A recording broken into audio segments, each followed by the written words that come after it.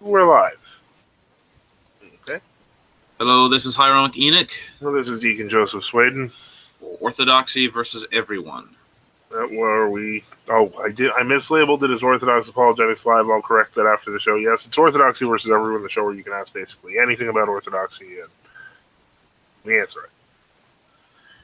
All right. Well, we don't really have any questions right now, do we? Or do you have any? It's pretty quiet right now, so that's good. It seems to have gone. It seems to have gone somewhat quiet. Well, let's look on the Orthodox Apologetics War Room Facebook Facebook page. Someone just asked, "What's wrong about reincarnation?" All right, handle that, Father Joseph.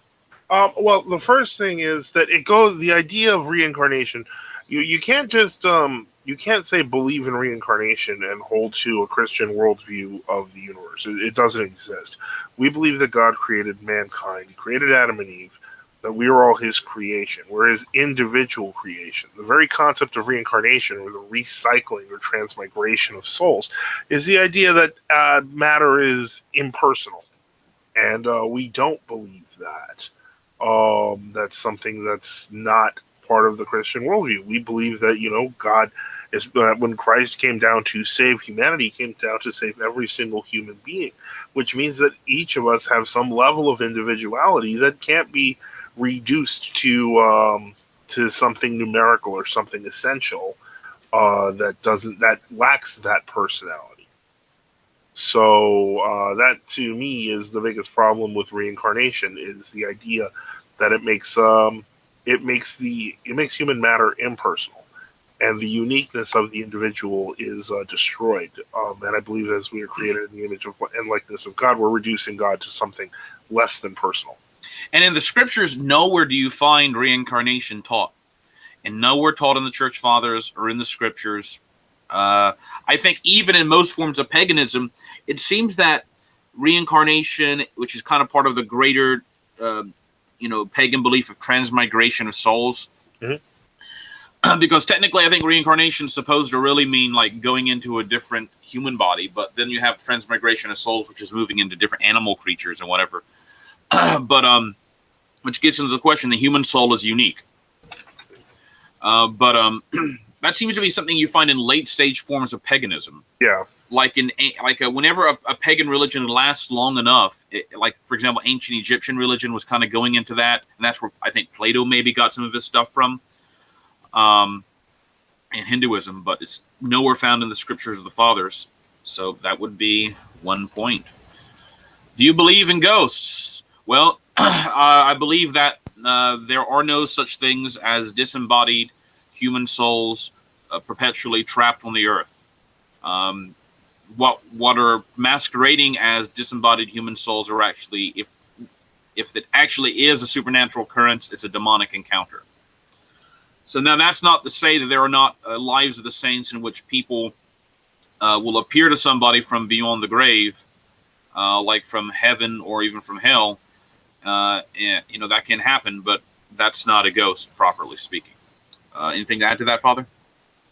No. I mean, there's a point after death where the soul, kind of is in between states. But in general, no. Unless the person is a saint, in which case they can kind of intercede on our behalf. But it's not in the sense of ghosts or haunting of houses or things like that. In general, those are not human spirits. Like, for example, there's a book that was published by Jordanville back in the 70s called something about death. I can't remember. Mysteries Beyond the Grave or something. Oh, okay, yeah. And in the book, there's this account they give, and that goes back to the 19th century. Now, I've heard other versions of it that go back even further, I think, in which there was a priest, and this priest had his main issue was he was alcoholic all the time.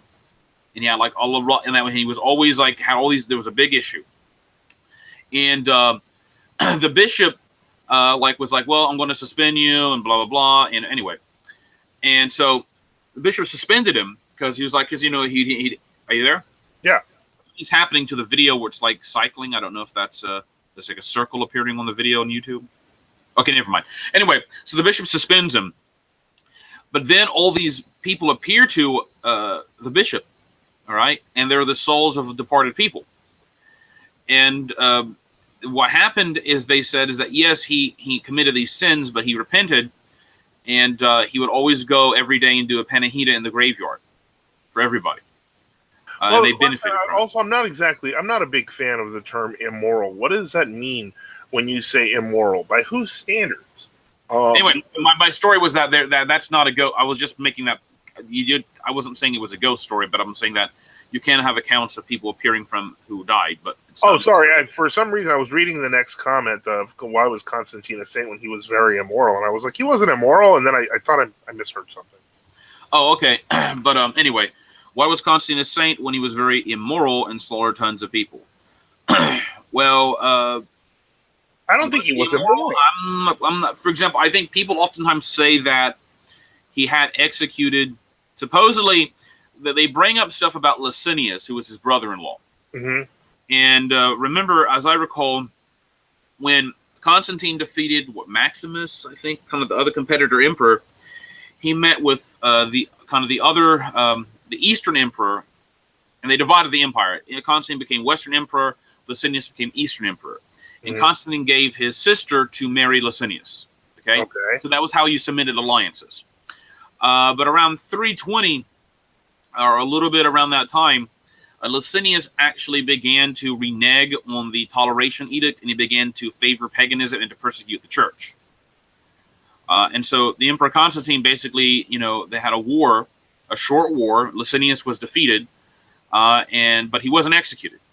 And so he was kind of remanded to like house arrest, you might say. And that was a very common thing to do, among the Romans, because the fear was that if you defeated your enemy and then you executed him, then what happens if you get defeated? He'll execute you. So that was how they kind of did things. And the Byzantines actually continued that policy. Licinius was later killed, supposedly, and it was blamed on the Emperor Constantine. So the question is, did he actually do it? Did he actually order it? This is one of those issues where I'm not really sure if there's actual evidence, despite what scholars say, like Edward Gibbon, the fall and rise of the Roman Empire, people like that the Emperor Constantine said, go kill my brother Licinius.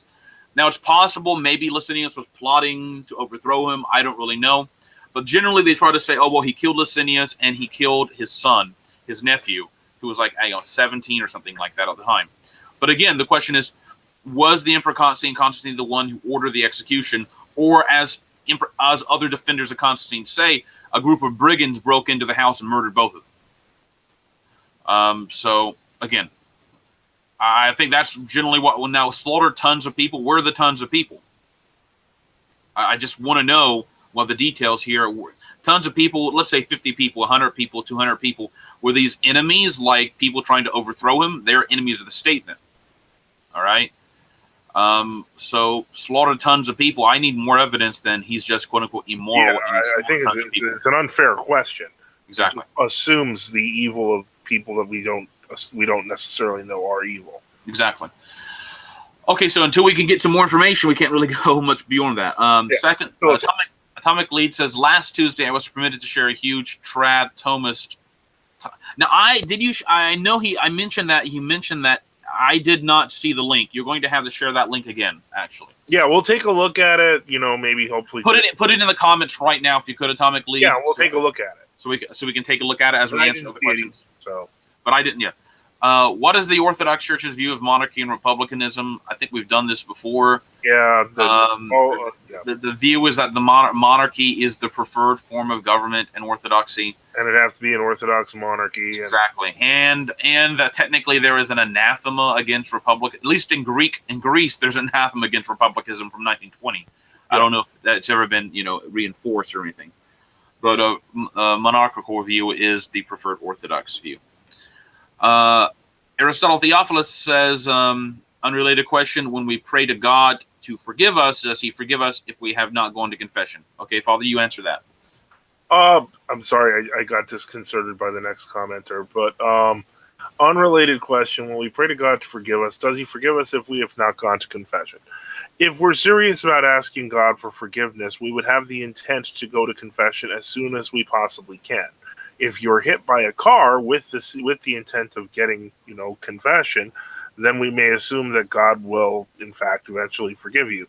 If you are not serious and you just want to pray to God by yourself with no intent of going to confession, then that will have no effect. In other words, it's really what your intent is. So when you ask the question, if we pray to God to forgive us, does he forgive us if we have not gone to confession? The question is, why haven't we gone to confession? And the other thing is, our Lord was explicit in John 20, where he said to the apostles, receive the Holy Ghost, whose sins you do forgive, they shall be forgiven. The new sins you do not forgive, they shall not be forgiven. So either the sacrament of confession means something or it doesn't mean something. Okay, so someone, Saint Hildebrand of Savona, says, I'm here on behalf of the papal police. Apparently, you two dissidents have been spewing Hildophobia, which is defined by the UN as hate speech. Would you like to retract your hateful remarks? I don't know. I feel like there should be like a Pope bot with this image. I think it would be hilarious. Isn't there does he have an image of the Pope there? He does, but he's not. It's not a bot. We need a bot that like automatically just responds. Yeah. Okay. Well, that's not a serious question, really. Yeah, so that we're just gonna ignore that. Okay. Thank you, Atomic Lead, for the link. We'll look at it and we'll get back to you next week. WarAgainstBeing.com, Part 3. Eastern Orthodoxy. Who wrote this? Oh boy. I think I've actually, because I've seen this title before a long time ago, I just have a feeling I know what this is going to be like. Okay. Hold on. All right. Are there more questions while I read through this? This is kind of... I'm going to look through the Orthodox Apologetics War Zone in the meantime. Okay, yeah. Okay, so far, let's see here. We're going to go through a paragraph by paragraph real quick. Okay, good. Okay, so Eastern Orthodoxy, let's see here, as represent a systematic and comprehensive attack upon Catholic doctrine. Okay, first off, that's absolutely incorrect. Palamite right off the bat, that's how bad this is. When you're dealing with read the line we're talking about says, few Catholics realize that Eastern Orthodoxy, especially as represented by Palamite theology, represents a systematic and comprehensive attack upon Catholic doctrine. Reply to that, Father. First off, that's a ridiculous statement, but we continue. Catholic and Orthodox theology are not only in opposition to one another in their understanding of God, theology, that's true, but also in the disciplines of philosophy and cosmology, psychology, epistemology, metaphysics, theodicy, and ethics. I would totally agree with that. They posit radically different views of God, of man, and the relationship between God and his creation. Totally agree with that. Finally, and very crucially, they embrace radically different views of the final destiny of man. Pretty much agree with that. In this respect, they both employ the concept of deification, no, that's a lie, but possess very different understandings of what this term signifies. No, deification is only a recent term after Vatican II that Roman Catholic scholars have actually been using. It's been something that's been part of Orthodoxy since the beginning. Orthodox doctrine does not need to refer to the Pope at all. It never has. We do not refer to Roman Catholic doctrine at all. And in fact, that's part of the reason why Jesuits were able to move into places like Russia and Greece, because they were able to deceive and confuse people who had already learned their Orthodox doctrine without knowing a single thing about the Blessed Church of Rome. So the interesting now, he's just restating the obvious that we have a different understanding of all these issues. Well, yeah, but the fact that he frames it as an attack upon Catholic doctrine. Oh, that orthodoxy is a reaction. It's right, exactly. Okay. We're not a reaction. We're the true faith. We don't need to rely on their, counterfeit doctrine. Over the past 2,000 years, there have been many heresy schisms and systems of thought comprehensively opposed to Catholicism. Well, from our perspective, Catholicism was invented in 1080. So really, it's not, with Hildebrand of Savona, he invented the thought process known as Catholicism. And before that, really, you can't understand the fathers from that lens. But none has carried the potential threat for corruption of all Catholic dogma which Eastern Orthodoxy represents.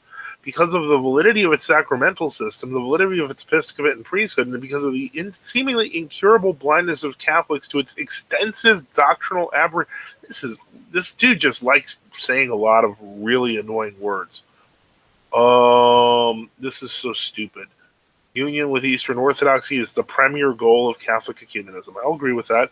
The achievement of such union without full conversion of the Eastern Orthodox would therefore amount to a massive ingestion of error in the interior of Christ's mystical body. Well, they got the...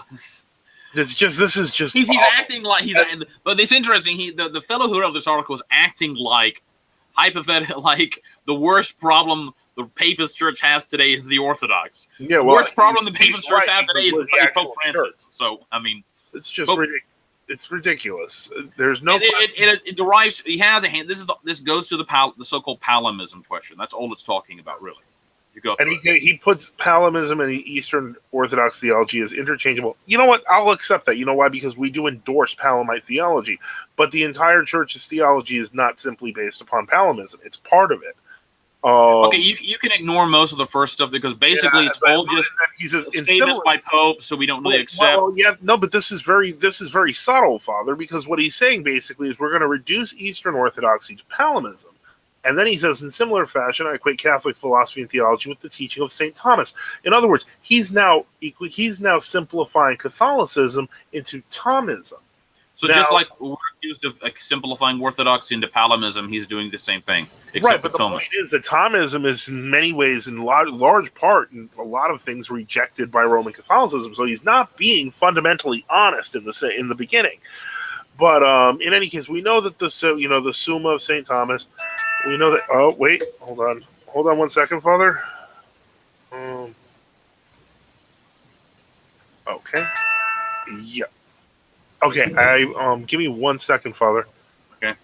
If you want to just continue reading there on... Well, I'm going to skip through the stuff about the quotations by Pius the 11th and Pius the 10th and such, because that doesn't really matter. Let me see. It goes down to the article. Let me see if we have any other questions first. Yeah, just check the messenger for questions. Okay. Serious questions only, no crazy questions. Bait Lord says, would it be immoral to wish death upon Kim Jong-un? That's not really a serious question, I don't believe. Bait Lord does ask a serious question. Could you elaborate on how the biblical canon refutes Protestantism? By that, I assume you mean, well, the fact that the biblical canon was assembled by the church and not by sola scriptura means. That itself refutes Protestantism. Okay, so Atomic Lead, you say the article basically writes off all the Eastern Fathers as material heretics, even Maximus. So I'm looking through the article, going through the absolute divine simplicity section, just a lot of Thomas Aquinas quotes, which really don't make a difference. Let me see, where does he actually address St. Maximus? So there's St. Gregory quoting St. Maximus. Simply reality, vision. Okay, essence, energy are thus not totally identical in God. That's what he says. Okay.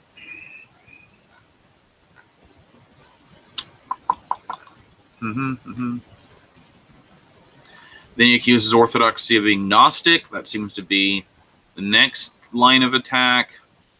He doesn't seem to be at all dealing with, like, as Saint, this is one of the points. Saint Gregory of Palamas quotes Saint Maximus the Confessor, and Saint Maximus the Confessor, with Pope Saint Martin, were the great theological minds behind the theology of the statements of the Lateran Synod of 649, which was a synod held in Rome by the Orthodox Pope and his bishops.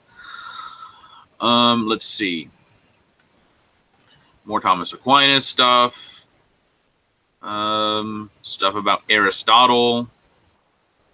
Let's see, is he quoting my History of Philosophy by some Roman Catholic philosopher? You see, it seems very, very light on the church. There's no, in fact, and Thomas Aquinas is not a church father. I don't see, except for St. Gregory Palamas and his quotation of St. Maximus, there are no church fathers quoted in this article I can see. They don't even quote St. Augustine here. You'd think they might try to do that. So it's simply it's just an article about Thomism and then quoting John Meyendorff every now and again. So I don't really know how to respond to this other than we don't accept Thomas Aquinas. And if you look at all these arguments Thomas Aquinas is bringing forth in these large quotations, essentially he is just using his own authority. He's not really, Aquinas isn't even quoting any church fathers. I mean, I don't know how to respond. Okay, so here's a Dionysius the Areopagite. Let me see what quotation at the very end of the article. Okay, so even more explicitly Eastern is the description of beatitude offered up by us by Dionysius the Areopagite, who next to Gregory Palamas is the most important writer in the Eastern tradition. And St. Dionysius the Areopagite is being quoted from his mystical theology, and he says, "But these things are not to be disclosed to the uninitiated, by whom I mean those attached to the objects of human thought, and who believe there is no superessential reality beyond, and who imagine that by their own understanding they know who has made darkness his secret place. And if the principles of the divine mysteries are beyond the understanding of these, what is to be said of others still more incapable thereof, who describe the transcendental first cause of all by characteristics drawn from the lowest order of beings, or they deny that he is in any way above the images which they fashion after various designs, whereas they should affirm that while he possesses all the positive attributes of the universe, being the universal cause, yet in a more strict sense he does not possess them, since he transcends them all. Wherefore there is no contradiction between the affirmations and the negations, inasmuch as he infinitely precedes all conceptions of deprivation, being beyond all positive and negative distinctions. He is superessentially exalted above created things, and reveals himself in his naked truth to those alone who pass beyond all that is pure or impure, and ascend above the topmost altitude of holy things, and who, leaving behind them all divine light and sound and heavenly utterances, plunge into the darkness where truly dwells, as the oracles declare, that one who is beyond all." And then the papist says, "Such a view of God in the ultimate destiny of man destroys the foundation of all that we consider solid." Well, first, does the guy actually address the fact that Thomas Aquinas himself holds up St. Dionysius the Areopagite as an authority? In that until basically the Renaissance period, most Roman Catholics from the basically, let's say, 1054 until like 1450 or so, 1470, held Dionysius the Areopagite as now they may have misinterpreted him, obviously, but they saw nothing wrong even in this clause right here. He quotes Vladimir Mosky. Again, whoever this James Lawson is, he didn't really quote any church fathers. He simply quoted Thomas Aquinas and some Aristotelian philosophy. So I'm not going to really interact with that, because it's like someone quoting John Calvin and asking me to say, why, don't you agree with John Calvin? Here's what he said. I mean, John Calvin's just as much an authority to me as Thomas Aquinas. So, no. If we have any more specific questions, Atomic Lead, about the article, he said, you say that's what I found wrong even on my papist grounds. Yeah, you see, from a Roman Catholic perspective, reading this Mr. Larson article, I mean, if I was a Roman Catholic, I'd say, one, he attacks Dionysius the Areopagite, who Aquinas even held as authority. He doesn't even. I don't think he even addresses Saint Maximus the Confessor. He addresses no church fathers. He just simply quotes Aquinas. Okay. Let me see. Now, what 3 main reasons one have to reject my divine authority? This man claiming to be Hildebrand of Savannah. That's not really a serious question. What's wrong with Protestants using the books of the councils? They don't have to. Baylord says, what's wrong with the Protestants using the books of the councils? They don't have to believe that the people assembling the Bible are right to adopt the Bible. Thus, plus Protestants reject some Old Testament books. I'm not sure I quite understand your question. The question is that, how do they determine that those books are the right books? So that's the point, is that they have to appeal to the authority of the councils and the fathers to establish the Bible.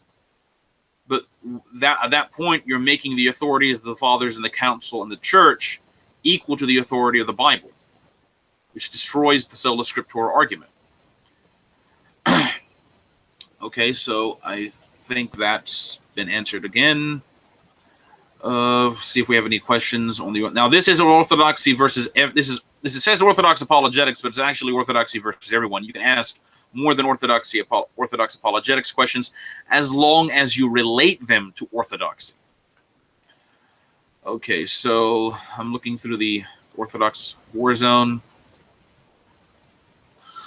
See. The the Ecumenical Patriarchate recently suppressed the Parisarchate, which was the supposed Russian archdiocese under the Ecumenical Patriarchate in France and Britain. That's some Orthodox news. Now, it's interesting that when there were attempts in the early 11th century to interfere in the life of the Church of France, by some of the early popes. The reaction by the French bishops was universally negative.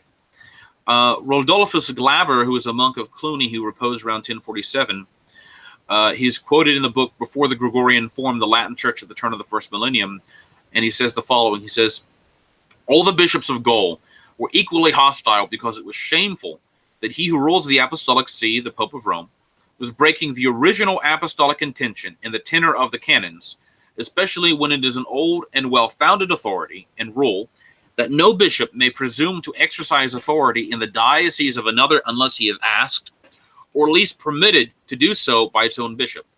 Although the pontiff of the Roman Church, because of the dignity of the Apostolic See, is honored more than any other bishop, he is not permitted to transgress the canon law in any way. For each bishop of the Orthodox Church is bridegroom of his own see, and equally embodies the Savior. And so none should interfere insolently in the diocese of another bishopric. So you see, in fact, the attitude of the early French bishops before the, Hildebrand of Savona takeover, where, he used military force and killed a bunch of people, etc. And you find in other figures, for example, the Archbishop of Ravenna, who later became Pope Sylvester II, who affirms a similar principle, where he says that if any Roman pope should not listen to the teachings of the church and accept the admonitions of the church. In fact, I'll give you the quote exactly. Pope Sylvester II says, who died in 1003, says, I boldly affirm that if the Bishop of Rome shall have offended against his brother, and after often admonition shall have refused to hear the church, that Roman pontiff, by the command of God, is to be regarded as an heathen man and a publican. And of course, that makes sense. After all, if you don't do those things, you eventually get a papist system, and then you eventually get something like a Pope Francis Bergoglio. I don't know what question. What is the exact question? Why do we don't reject we are the Catholic Church. We are the Catholic Church. What 3 reasons do we have to reject my divine authority? Well, there is no divine authority from Hildebrand of Savona. It's like asking someone Mohammedan, the Buddhist patriarch of Thailand, asking us why we reject his divine authority. There is no authority there. When the Great Schism happened, Aristotle Theophilus asks, how long was it before the other patriarchs excommunicate Rome? I think probably the first few years. In the case of some of them, like Antioch, they didn't fully. In the case of Antioch, I think they had a policy where members of like lay people who were coming from France and some other areas in the West were technically still allowed to take communion until like around 1100, but they did not do anything else with most of the Roman Catholic with the then post-schism clergy. And then around 1100, they decided that there was sufficient difference that any incoming clergy at that point had to be received by confession of faith. Atomic Lee says, I have some questions on your remarks last Thursday on theater and music. E. Michael Jones, who I quoted in the past question, in a past question, praised Russia for preserving the French courtly culture lost in the French Revolution. Will the Orthodox say that was just more Peter Catherine Western decadence? Probably. I mean, I don't like a lot of the French. I don't know what they mean by French courtly culture. I mean, when they say that, do they mean like having powdered wigs and, being dandy? I mean, I don't think that's appropriate. I mean, it's probably true that because of Catherine, and I think most of that stuff came because of Catherine. I think Peter the Great was more into like German and Dutch stuff. I don't know how much he was into the French stuff. But Catherine and the others brought in a lot of that French stuff. Yeah, okay. So if you can be more specific about it, Atomic Lead, one of the problems you do have from the time of Peter the Great was that the royal court of Russia was increasingly culturally different than the rest of the people. And now this kind of started a little bit earlier, back in the 1660s, with the whole Old Believer Niconian schism. But even after that, the czars still dressed like a traditional Russian monarch. But during the time of Peter the Great, they began to abandon that and adopt Western fashions.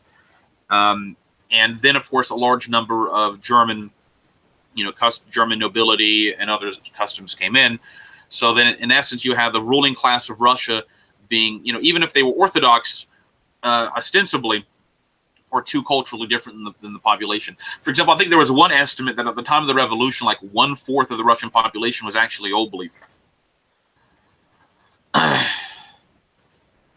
And that issue was, and they tried to solve that issue, but they had caused so many problems based. Well, for example, Peter the Great, I recall, didn't really start to persecute the old believers until like 1720, because he actually admired them because they were very industrious workers, and they ran a lot of businesses and mines. But I think he got agitated during for one reason, he felt, well, if they're not going to be part of the official Russian church, they're kind of a fifth column, or that they would try to ally with the enemies, though there's really no evidence they ever did any of that. And overthrow the Tsar, and so he began to persecute them, and that kind of turned a bad situation worse. And there were various attempts to repair the situation of the old believers in the late 1700s, and it kind of came into the Edu Naviri, which kind of worked out. But Russia still had a lot of problems. Now, that being said, it in and of itself, its own problems were not enough to cause it to collapse. That was a result of a large degree of external pressure. For example, the Germans, Kaiser, being convinced by the socialist government in Germany to send Lenin in, and Western backing for the revolution and such. What's wrong with paganism? Adolf Hitler says, well, it's false. It's demonic. That's what's wrong with it. I don't know what I'm supposed to say. It worships false deities. It's inspired by the devil. Atomic Lead says, to specify, Jones called the Nutcracker ballet counter-revolutionary. Would anathematizing Tchaikovsky be as pointless as anathematizing one particular prostitute? Well, I don't think any of us ever said we'd anathematize Tchaikovsky. I don't like ballet, because I think it's a little obscene to have people in those kinds of costumes. But we never mentioned anathematizing Tchaikovsky. I don't know enough about the I think I've maybe seen once or twice on television when I was younger the Nutcracker play, but I don't really know enough about it to say is it counter-revolutionary or not. Okay, now all right. Vienna says, what are the two best arguments for orthodoxy, and could you elaborate a little on why? Now, I think we talked about this in the previous show. Please ask specific questions and not just give us your top 10 list of the best 10 arguments. Okay, so Vienna says, I actually missed one of his questions. What right-wing positions do you disagree with? See, these are very generalistic questions. What right-wing position? How do you define right-wing? I don't even know what the word means. In America, right-wing can mean anything from Lew Rockwell to Pat Buchanan to I don't know, the guy who runs the League of the South. So what is so what the heck is right wing? I don't know. You're gonna have to be very specific about what you mean by right wing. Okay, you're exaggerating. All right. Okay, so I'm going to be looking through some of the other. Let me see if there are any other points on Orthodox. Now, Father Joseph had to go to work real quick. He'll be right back. He has to make a delivery. So I'm basically holding down the fort. I do not like talking without a co-host because there's no one really to bounce off subjects with. Okay, now it'd be interesting, is anyone out there, I'm wondering, does anyone out there have actually a copy of St. Maximus the Confessor's Ambigua? The reason I ask is that in the Oxford Handbook of Maximus the Confessor, it says that in the Ambigua addressed to John, that is Ambigua 10, a dense philosophical text denying the eternity of the universe and the preexistence of souls, and on time and space as a sine qua non of the created world is to be found. I actually have been collecting various patristic texts which address how the fathers were applied to the pagan arguments, since the pagans affirmed, in general, the eternity of the world. That is, the universe never had a beginning in time. With such teaching is clearly contrary to the Christian worldview and denied by the fathers. And I'm going to open up the file where I've been collecting the various early patristic testimonies in a very preliminary fashion, where the fathers testify against the concept that the world is eternal. You see here, fathers against the eternity of the world. Okay.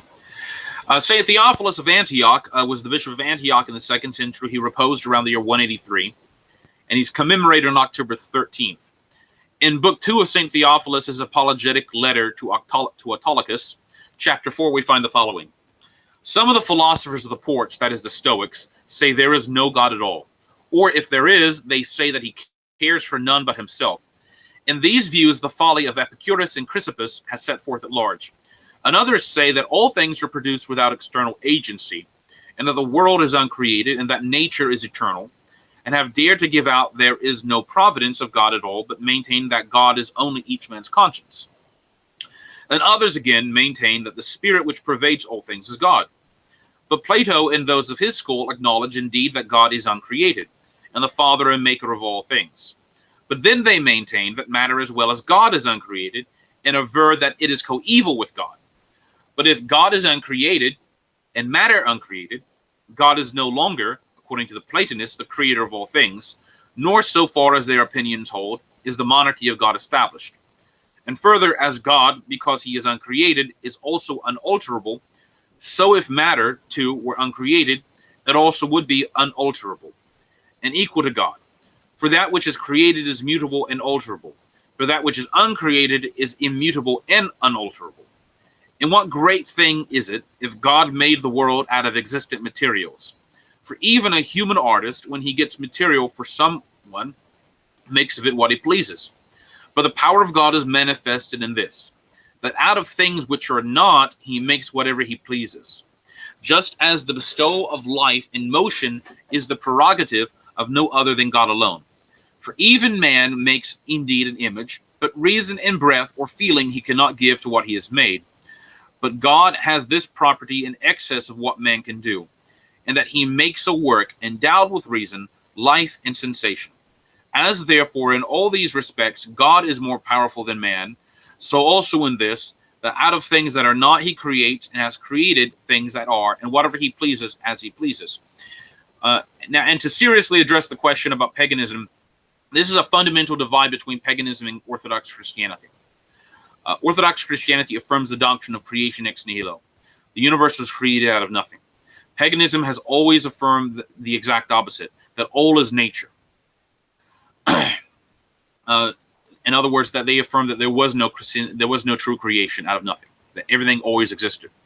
And this is why the early fathers, like St. Theophilus, St. Augustine, St. Ignatius, and several other fathers, combated this pagan notion. Now, St. Theophilus of Antioch, in chapter 8 of the same apologetic letter to Autolycus, says, again, he says, and first they taught us with one consent that God made all things out of nothing.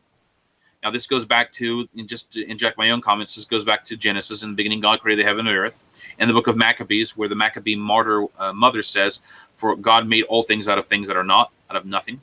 So St. Theophilus continues and says, for nothing was coeval with God, but he being his own place and wanting nothing, and existing before the ages, willed to make man by whom he might be known.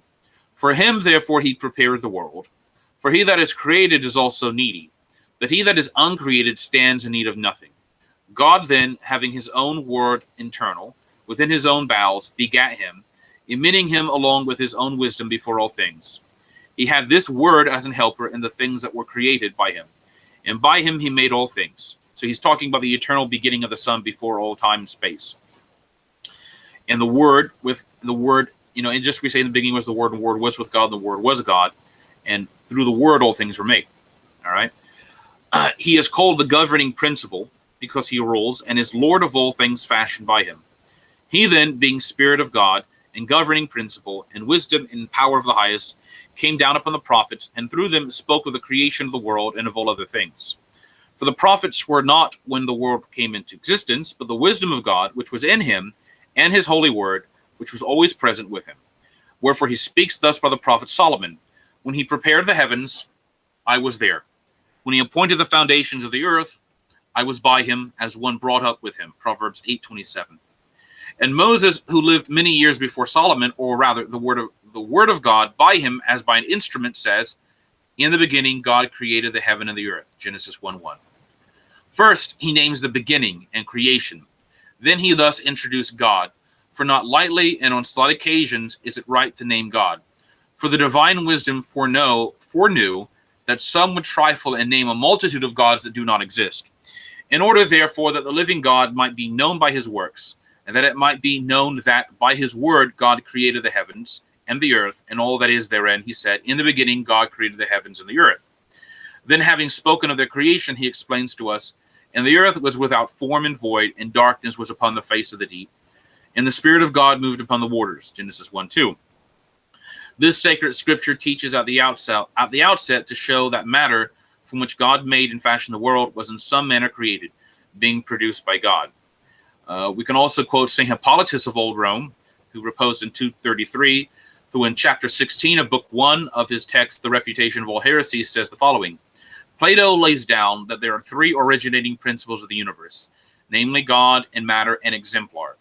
God is the maker and regulator of this universe, and the being who exercises providence over it, but matter as that which underlies all phenomena, which matter he styles both receptive and a nurse, out of the arrangement of which proceeded the four elements of which the world consists, I mean fire, air, earth, water, from which all the rest of what are denominated concrete substances, as well as animals and plants, have been formed. And that the exemplar, which he likewise calls ideas, is the intelligence of the deity, to which, as to an image in the soul, the deity attending, fabricated all things.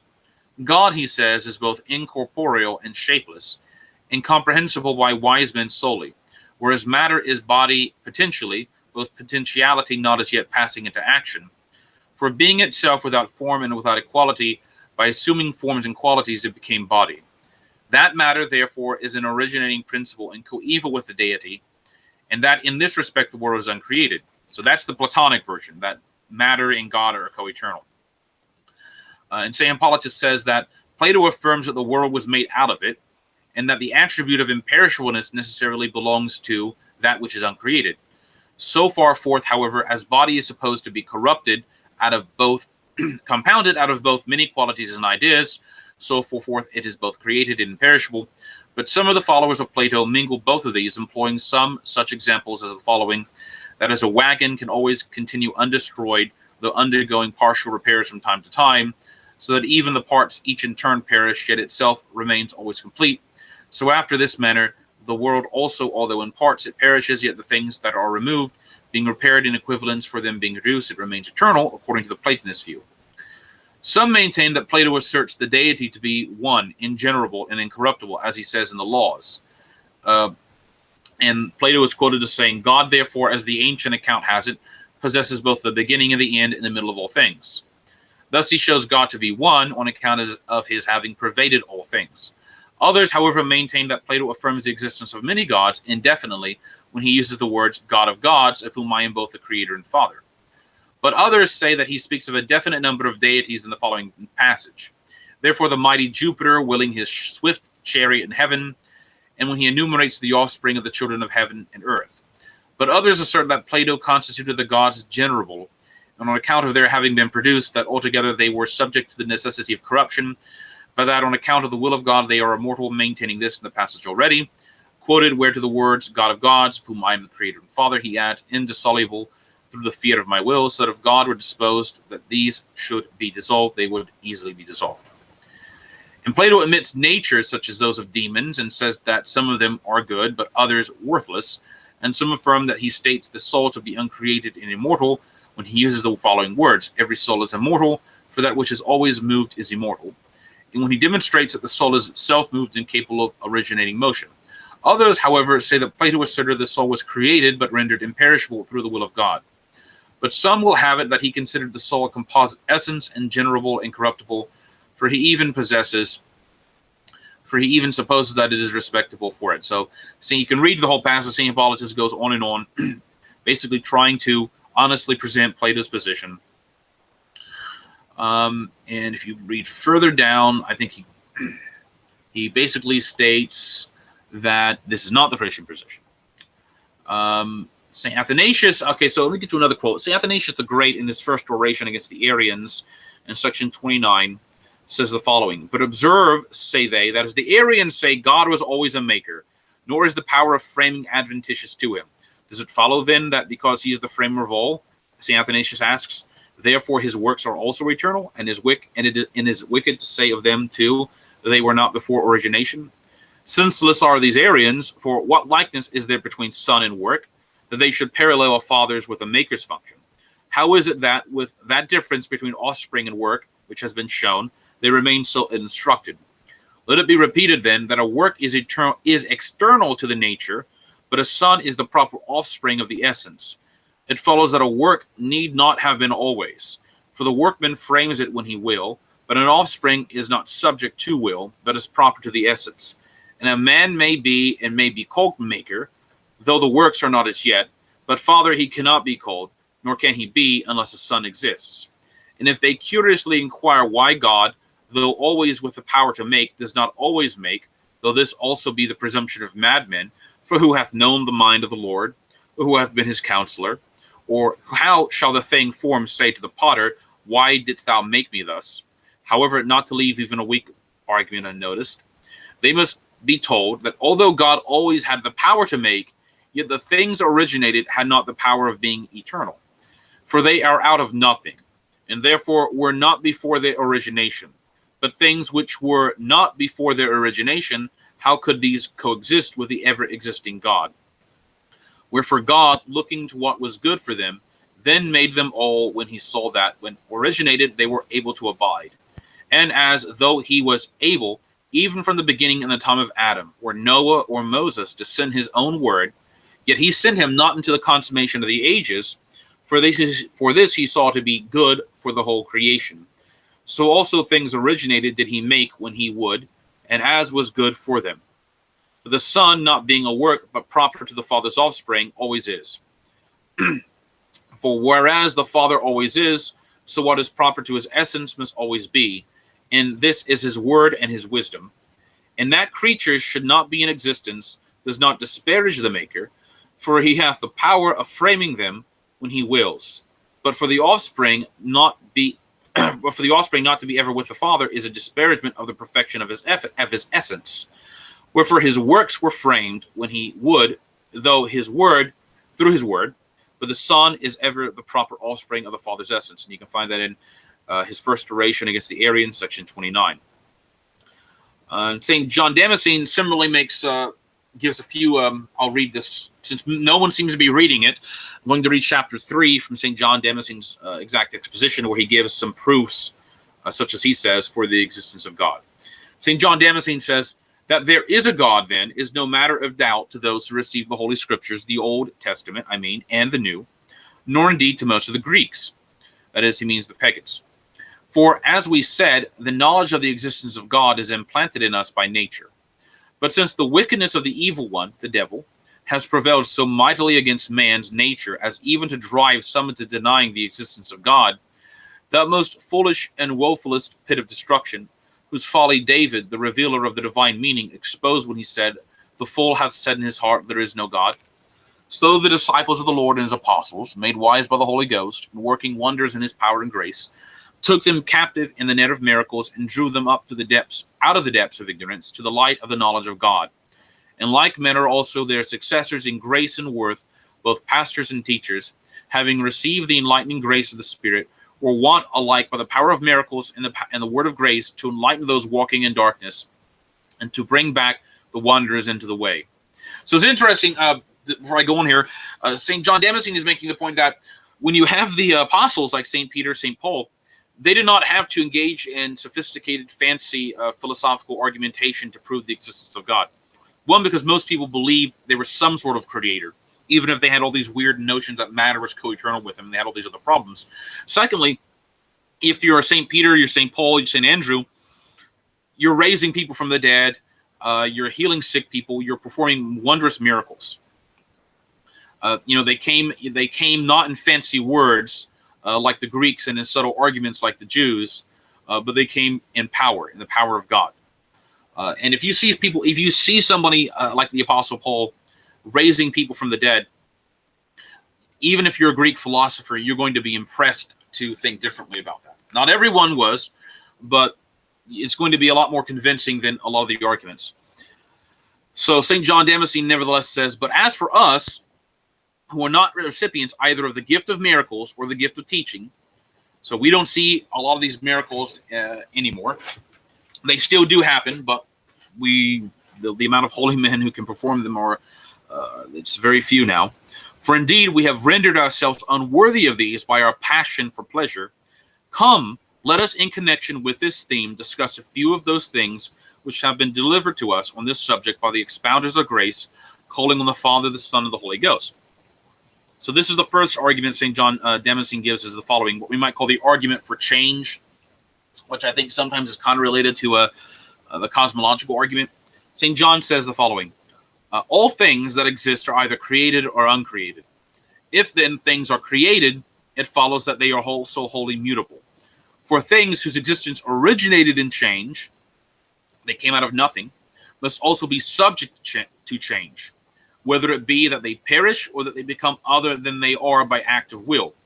But if things are uncreated, they must in all consistency be also wholly immutable.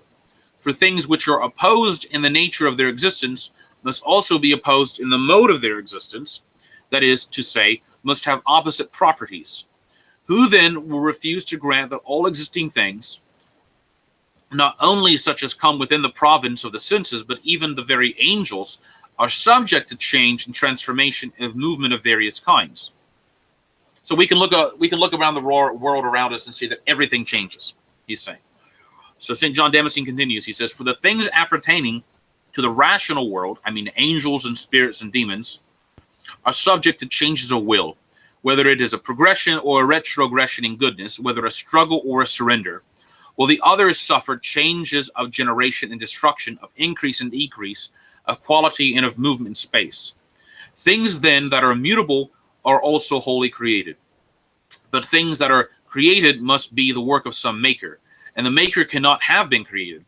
For if he had been created, he also must surely have been created by someone, and so on till we arrive at something uncreated. The creator then, being uncreated, is also wholly immutable. And what could this be other than deity? and even the very continuity. So that's the first argument. You see the argument from change. Second, St. John Damascene brings up is, I guess we can talk about the argument for providence, the design in nature. The teleological argument, I guess you could say. St. John says, and even the very continuity of the creation and its preservation and government teaches that there does exist a deity who supports and maintains and preserves and ever provides for this universe. For how could opposite natures, such as fire and water, air and earth, have combined with each other so as to form one complete world and continue to abide in indissoluble union, were there not some omnipotent power which bound them together and always is preserving them from dissolution?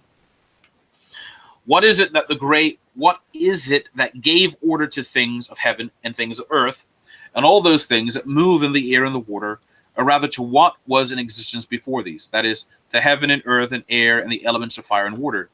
What was it? Excuse me.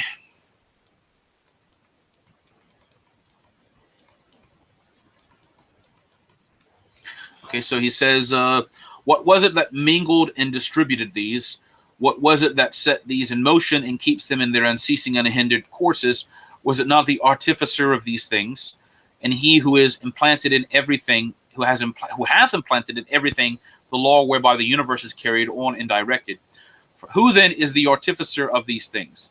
Is it not he who created them and brought them into existence? For we shall not attribute such a power to the spontaneous. For supposing their coming into existence was due to the spontaneous, what of the power that put all in order? And let us grant this, if you please.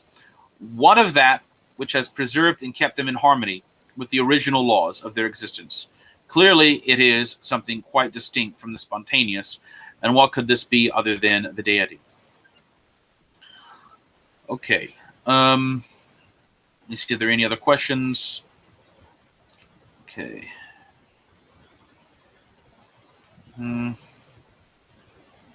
Okay, so Stephanie Dobas says, if Orthodox should not pray with non-Orthodox, should we also not pray for others, nor ask non-Orthodox to pray for us? Well, of course, we shouldn't pray with non-Orthodox, but we should pray. But we should also should we also not pray for others? No, we can pray for non-Orthodox. Where in fact asked the Apostle Paul prayed for the Roman Emperor, who certainly was an Orthodox, and he prayed for the other Jews who were his brethren that were persecuting him, who did not believe in Christ. So we can pray for them. My opinion, I don't think we should ask non-Orthodox to pray for us. I don't really see it, see a need in doing that. But we shouldn't pray with non-Orthodox, but we should pray for them, for their conversion, and for their well-being. Okay, so Atomic Lead says, incidentally, I believe Aquinas thought the universe could be eternal, yet still be created, which is partly why I'm a papist, but not a Thomist. I think, did Aquinas argue something? Now, it's been several years, and I think I read some of this stuff, and I never really was that interested into it. But didn't he argue something like God could have created an eternal universe? I think he may have argued something like that. I don't know if there were any. I think part of the problem was that he and others, once they began to fully embrace Aristotelian thought, I think while Albert Magnus was the teacher of Aquinas, they felt they couldn't prove the universe was created out of nothing, and they thought it was a matter of revelation. But I don't know if any other of the church fathers, and Aquinas wasn't a father, but I don't think any other writers before, let's say, the 12th century, ever argue. I'm not sure if any of them ever argued that God, would have created an eternal universe, or could have. I mean, the concept of saying could God create an eternal universe, I guess is almost like kind of a contradiction, because you're saying, can God do nonsense? Can God destroy himself? Because if God creates an eternal universe, it's eternal. It had no beginning. How is it not uncreated? See, that's how I see a problem there. And even in papism, they still have, like, one could theoretically be a Scotist. I'm not endorsing any of it, but the guy who wrote this article, this Mr. Larson, obviously is basically quoting Aquinas, and he doesn't even understand all of his own Roman Catholic tradition about things. All right, so Baylord says, criticism of St. Augustine, and considering that he teaches the opposite of orthodoxy, would he be defined as heretic? I don't think he teaches the opposite of orthodoxy. You'd have to tell me what is it I mean, it'd be like saying you can find some mistakes that later were censured, but that's like saying St. Gregory of Nyssa taught things like St. Gregory of Nyssa taught that that there would be an apokatastasis, if I'm pronouncing that correctly, that souls would all eventually be saved. And that there would be this purifying fire that would purify all souls. And so that even the damned would find salvation eventually. Now, the church did not accept that. In fact, those opinions were, in fact, censured at the Fifth Ecumenical Council. And I think there was there was one, and there were a few fathers who addressed this question. Let me see.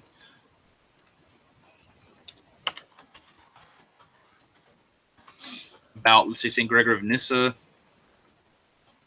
Because as soon as people start bringing up things in St. Augustine's writings, they never seem to mention St. Gregory of Nyssa had. I mean, for example, if I would never recommend anybody uncritically read the Great Catechesis of St. Gregory of Nyssa, because you could get very wrong ideas from it. It doesn't mean everything he wrote is wrong. He wrote a lot of great stuff. Most of it's right.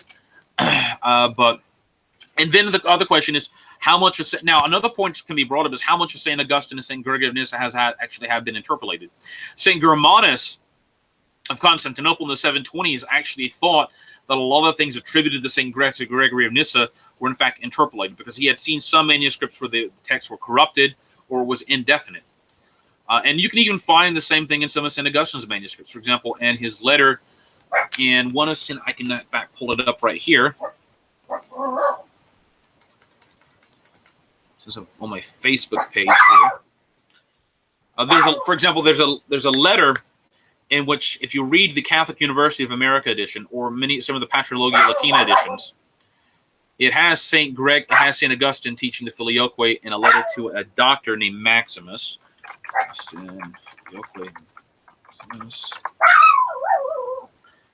Okay, my dogs are barking. Let's see here.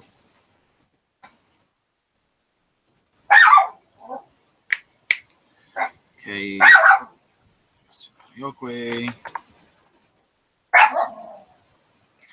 I can't find it right now, but there's a letter. When Father Joseph comes back, he'll give me some time to find it.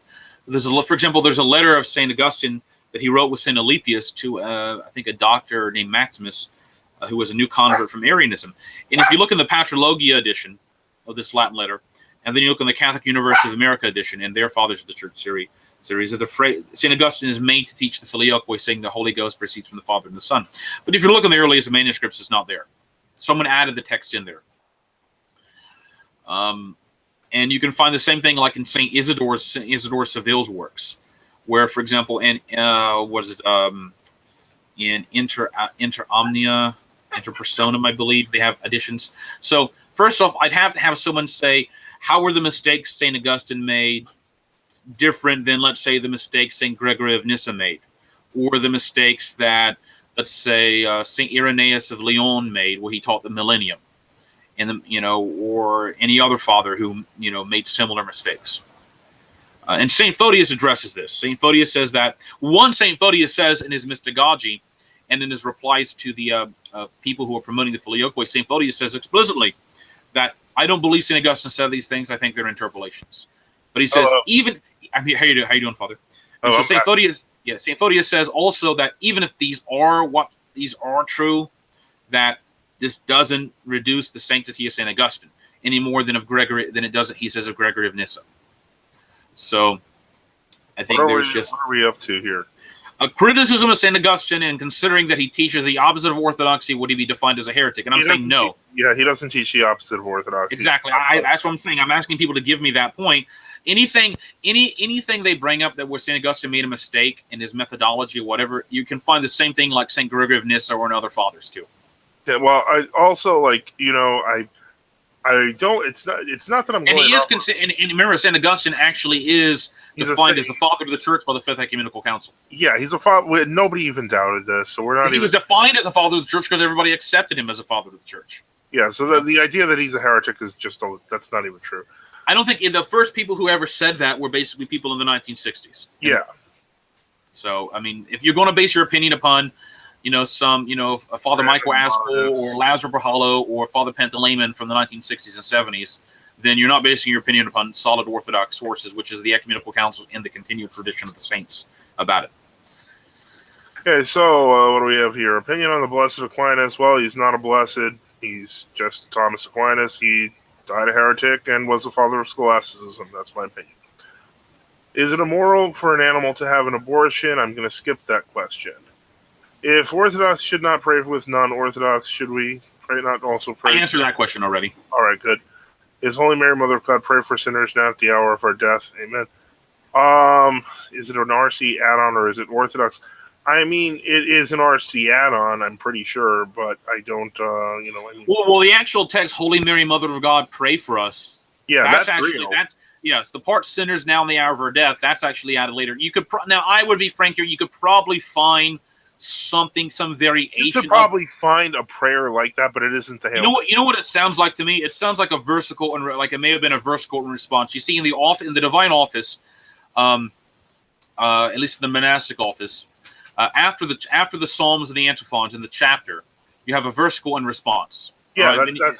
that's how they kind of exactly. And so a versicle in response would be like Holy Mother of God. That's exactly how. Exactly. When I was a Union, that was actually, they did it like that as a responsory, like they do Rosary Day. And yes. They had one lady who sounded like she was a, what do you call those? Like those auctioneers, like the ones that announce the dog race.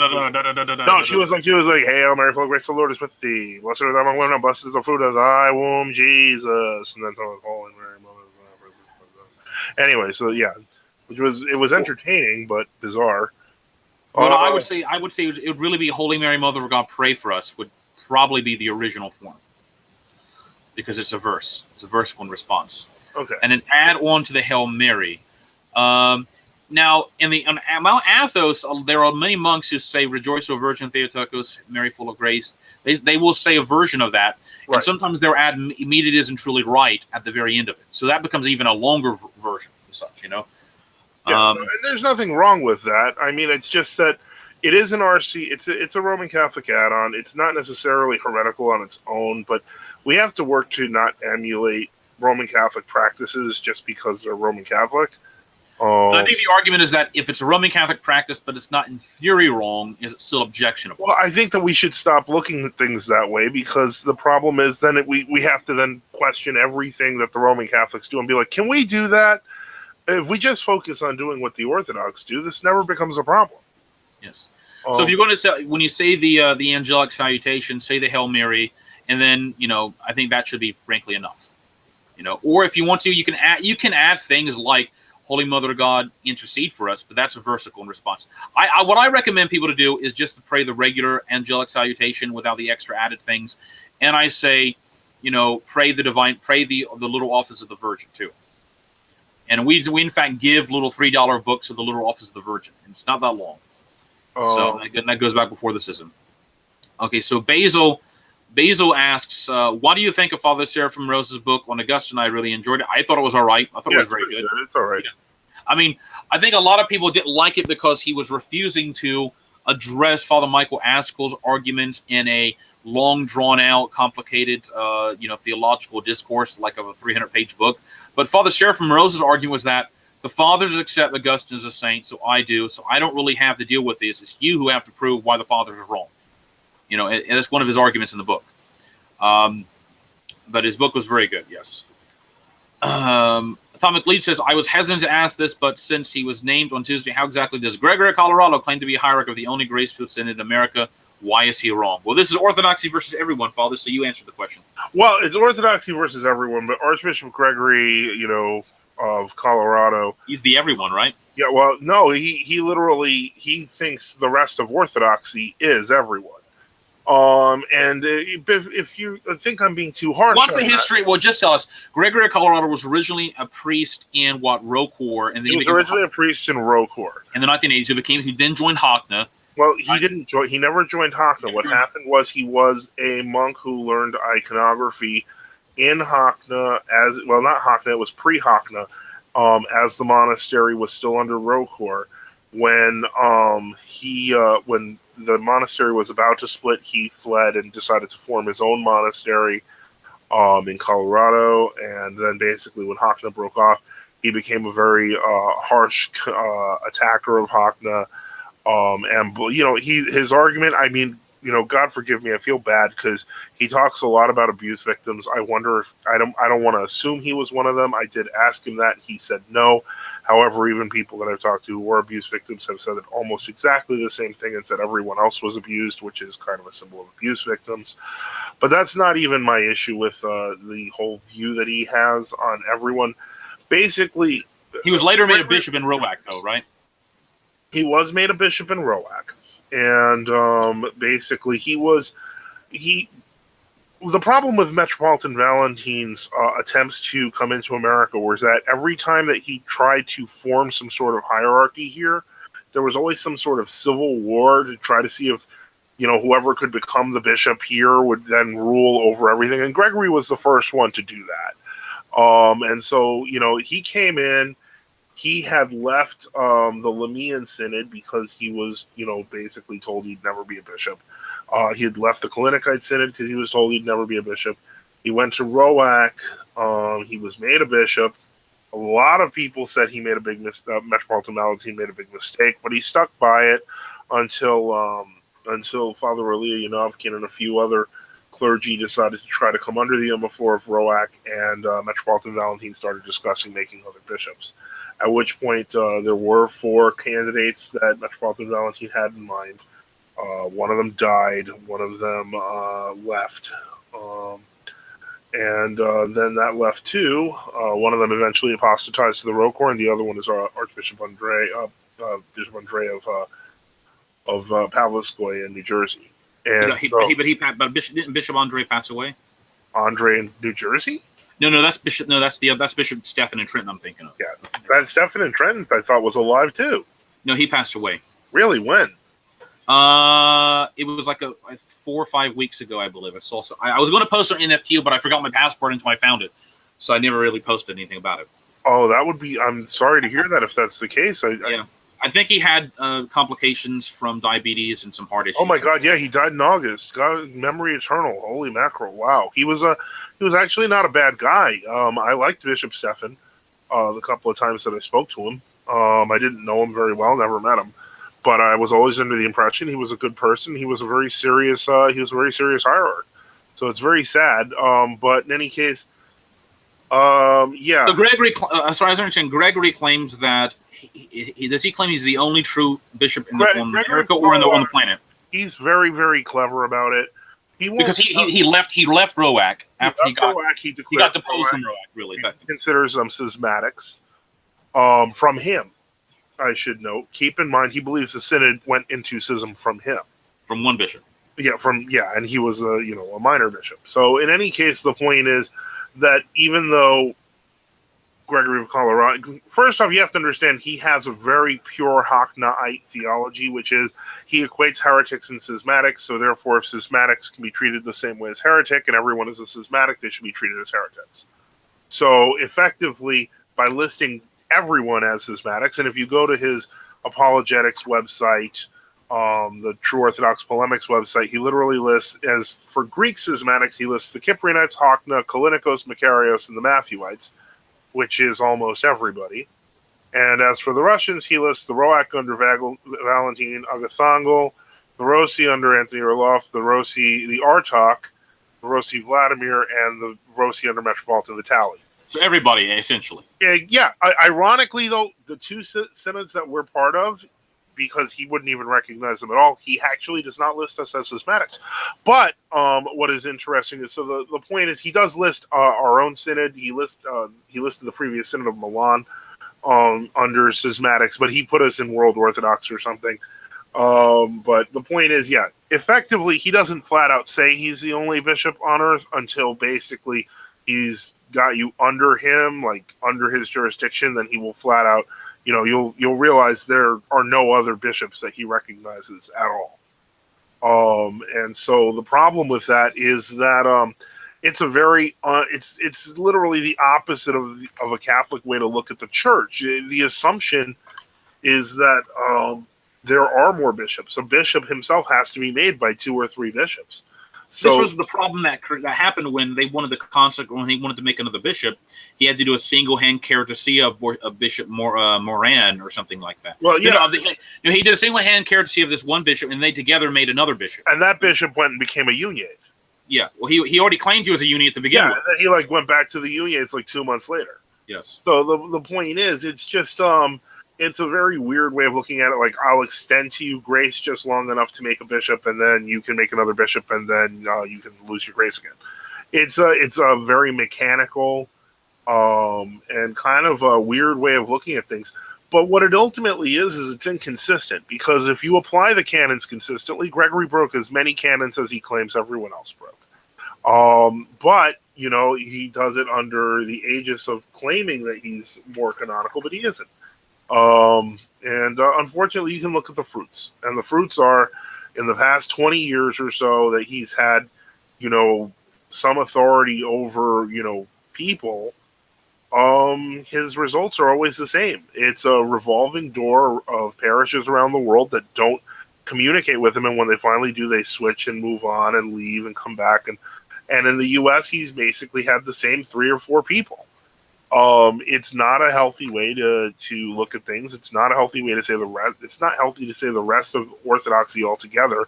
And I'm not talking about world Orthodoxy, but I'm just saying to assume. We assume that there are Orthodox Christians throughout the world, even if we don't know them. To assume there aren't, except for you, is a very dangerous way to live. Because even the Catacomb Church in Russia in the 1950s, they had no communication with anybody. We're there's some Orthodox somewhere. Yeah. They believe that. Well, that's one of the things he got mad about. He got mad because Metropolitan Valentin, he refers to it as the Kniga Consortium. He was attacking him instead of using the canons. What he was referring to was the Kormchaya Kniga, which is actually the Russian translation of the Pedalion. And so the point is, Gregory was trying to say that his own interpretations of the canons, as we know them, he tried to imply that Metropolitan Valentin was using some sort of foreign text, which he wasn't. He was using proper synodal procedure. So the point is, it's things like that that really make, it makes his ecclesiology and his ecclesiastical standing honestly questionable.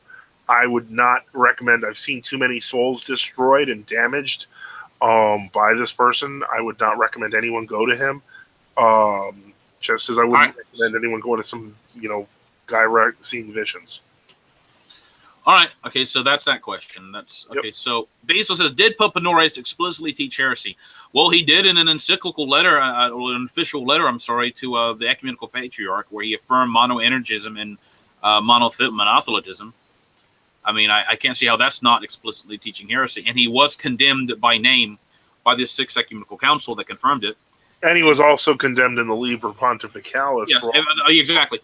From the time of like the 680s, 670s onward, any new pope before his consecration had to anathematize Honorius. In fact, Pope St. Leo II in the 680s anathematized him in a letter too. And that was only removed around the year like 1110 or 11 something like that. After Hildebrand took over. Exactly, after they had solidified their power. So yeah, he explicit. Now, what is true is this. This is where it gets confusing. Saint Maximus the Confessor, Pope John IV, and some of the succeeding popes before the Sixth Ecumenical Council did say that no, Honorius was just deceived. He didn't understand. And now Saint Maximus says that because he was going off what people in Rome were telling him. All right. And my theory is basically that a lot of people were probably kind of embarrassed. And I hate to phrase it like this. They may have wanted to interpret Honorius' statements in an orthodox manner, I suppose. When the fact is, Honorius basically, as Pope Leo II says, gave consent to their depraved assertions.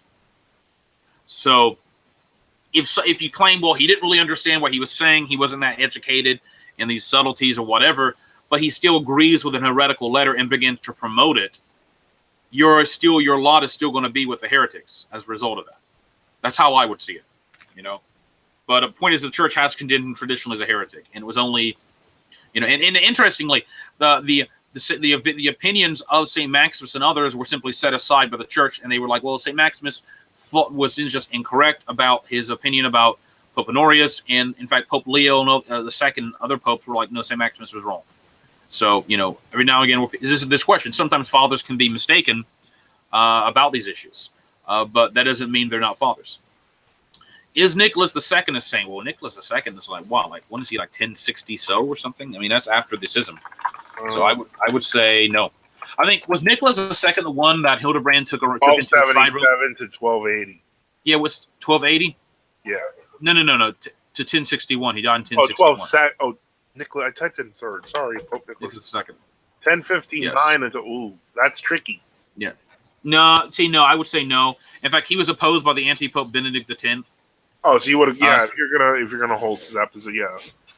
Yeah. So was he one of the ones that was under the control of? He was one of the Hildebrand lackeys. He was either him or Alexander II. That was the one that was beaten up after he said he was going to ask for the emperor's consent for an election. Yeah. So no. Okay. How is a bishop elected in Orthodoxy? Well, there are multiple different methods. One is the bishops of a synod gather together, select a candidate, and impose him on a diocese. And that has kind of effectively been the way it's been done for the past, 200, 300 years. Yeah. The tradition, my reading of the canons and the church fathers, and this could be my own opinion, but this is what I believe, that the original way a bishop was elected was that what called the cardinal clergy of the diocese, a see, like of a city. That would be in Rome. Well, no, the words cardinal clergy would have been used of any major see in the West too. Okay. But cardinal just meant the prominent, the hinge clergy. Okay, I see what you're saying. The most prominent clergy. Office of cardinals. Yeah, no, I mean, cardinal is, it came to mean a specific office, but originally it just meant the prominent clergy of a see. So the prominent clergy, or even in fact, I'd say all the clergy, would gather together. They would, in an occasion, there would be prominent laymen, like the senators of the city, the elders of the city, and things. Yeah. And they would discuss about who should be the bishop, who's going to be made the bishop, and they would elect a candidate. Now, after that, they would have to present this candidate to the bishops, the synod of the metropolitan, and the synod of bishops of that metropolitan province. And they would have to, so the synod of bishops did have a veto. They could just simply say, we're not going to make the guy a bishop, even if he's elected. All right. But if the synod of bishops were like, well, we consider, the archpriest or the archimandrite so-and-so to be a suitable man, the synod also elects him, then they would hold, they would do the consecration. All right. In fact, in the services prior to a consecration of a bishop in the Eastern or the Western rites and Orthodoxy, there is like this election of bishop service and this laying on of hands of now thou art the bishop elect, et cetera, et cetera. So traditionally, as I understand it, the chief clergy of a city would select a candidate. There would be a lot of discussion about who it should be. After he was elected, he would be presented to the local metropolitan. And the local metropolitan with the other bishops would then examine him. And if they determined he was fit, they would agree to consecrate him. Now, they could just say, we're not going to consecrate him. And in a few cases where that happens, every now and again, they'll find somebody else to do the consecration, and that becomes an iffy situation because you're not supposed to do a consecration of a bishop without the permission of the local metropolitan. Now, it becomes more complicated when you're talking about, let's say an autocephalous church. Like, for example, Pope Pelagius II, when he was elected, either Pelagius II or Pelagius I, I can't remember. When he was elected, the election was something like only a third of the clergy actually wanted him elected. Almost all, or less than that, almost all the clergy of Rome in the 550s did not want, or 560s did not want Pelagius I, I believe, to become pope because they thought he was involved in murdering Pope Vigilius. And so none of the bishops would consent to the consecration because 90% of the clergy have rejected him. So more than 1/3, more than 2/3. And as a result, they had to find some like two bishops out in the country, like 2 auxiliary bishops or something like that, or bishops of small Italian towns to come there, and they consecrated him. Well, an archpriest kind of was one of the third people holding the gospel book, not laying hands on. But the problem was that they still were like, well, he's not canonically consecrated, and they had to do this whole, rigmarole where he had to repent of what he did. And he had to repent before the clergy and monasteries and affirm he had nothing to do with the death of Vigilius. And only then would they recognize him as the bishop and such. So that's kind of like a more extraneous case and such. But generally, clergy would select a candidate. There would be discussion about him. And then the synod of bishops would have to approve that candidate. So that's the traditional way. Now, what's been done in the past, I think, about the past few hundred years is that it seems to be, it's more of a top-down. It's kind of become a situation where the synod of bishops just says, well, we decided to elect. There might be some informal conversation with people in a diocese, and then they just kind of elect and consecrate some guy without much. With the old traditional methodology of having a formal chapter of the clergy of a diocese coming together and debating who should be the bishop and proffering a candidate to the synod for confirmation, that's simply gone the wayside. That may be done in a few places. But I don't know, Father Joseph, you were in. Do you recall if they were ever doing anything like that in Roque or back in the 90s, or it was just the synod imposing a bishop? Yeah, it was mostly the synod imposing a bishop. Okay. Obviously after the events of the Roque schism and the MP, it became a lot less formalized. Because now the patriarch has to approve even an auxiliary bishop to be made for. Right, but now, and on the other end, after Metropolitan Vitali's departure, etc., the raising of the episcopate became much more individualized. Roque under the MP now has to get its approvals from Moscow. Now, there was one Moscow Patriarchate priest, this Deacon Andrei Koryev, who's a controversial guy in the Moscow Patriarchate. Anyway, but he made an interesting comment, and he said and there are other people who agree with him. Pro Constantinople now. Yeah, I know. That's what I thought he was I thought he wasn't that bad for an MP person until that turned out. But but anyway, there was a movement in Russia in the 90s, though, in the Moscow Patriarchate, and the concept was that he was not a leader, but he kind of talked about it anyway. And the movement was that they had to de-Sergianize and de-Sovietize the MP. There actually people were talking about this in the early 90s. Yeah. And because they didn't do anything, that's why the Free Russian Church got so big, by the way. But and the idea was this: they had to go back to the pre-Niconian, pre-Peter the Great method, which was that you had to have the clergy of the diocese gather, and they had to find you had to do what I described: have a candidate in good standing, who had, and they said in particular, had no association with cooperation with the Soviet regime in the past. Right. And what happened is people were, if we do that, 90% of the candidates we want to put forward are not going to be made bishops. Yeah. And what a lot of the MP priests said was like, well, that's good, isn't it? And they never did it because there was too much opposition from the hierarchy in the Moscow Patriarchate for that ever being done, because eventually they would be bred out of the system, if you know what I mean. Right. So they never were able to do that. So how a bishop should be elected is the clergy should have a candidate they elect, and then the synod of bishops with the local metropolitan should reject that candidate. or accept the candidate, or approve that candidate, or approve that candidate, depending upon whether they find. So there was a checks and balances. So it's not just a system where the local clergy can run everything. Okay. Basil says, to what extent did contraceptives exist in Byzantium, and what fathers explicitly comment on it? Well, as I recall, let's see, the fathers always universally condemn abortion, and that was condemned by law in the Byzantine Empire. A potion, there were something called. Those were, there were, first off, those were abortifacients you're talking about, Father? Yes. The potions that were used, those were also condemned, even though they were treated, because some of these potions were theoretically supposed to be taken before some sexual activity, and the theory would be that it would cause anything in the womb to die automatically. Yeah. So, in fact, some birth control pills do that. I mean, a lot of these birth control pills, believe it or not, have abortifacient qualities. People don't realize this, where they will, in fact, fertilization will take place, and then the birth control pill does something to the lining of the uterus where it causes the egg not to be able to attach, and the egg dies. So the person dies. So that's why people have to be careful. Even people who try to say, "Oh, you can have birth control pills," you have to be extremely careful, because you may be, in fact, be taking an abortifacient. Like when I was in a chemistry class in school, our chemistry professor, who had a doctorate in chemistry and I worked at a pharmaceutical company, made this. I was really shocked when he said this, but apparently he had been involved in making birth control pills or recipe or something like that. And he said that, well, if you ever he told the women, the girls, if you ever miss your period, just take a 2 or 3 extra birth control pills, because it'll kill anything. So, that was pretty evil of them to say that, but it shows you that even the people designing the pills realized what these actually were. Yeah. Now, one thing to keep in mind: the most common method of birth control that was used before the rise of modern birth control methods was coitus interruptus. That actually is condemned as a form of onanism by the Church Fathers. So yeah, using I hate to be almost vulgar in this, but if you look in the canons of Saint John the Faster, if you're using sexual activity to prevent pregnancy, it is considered a sin. Yes.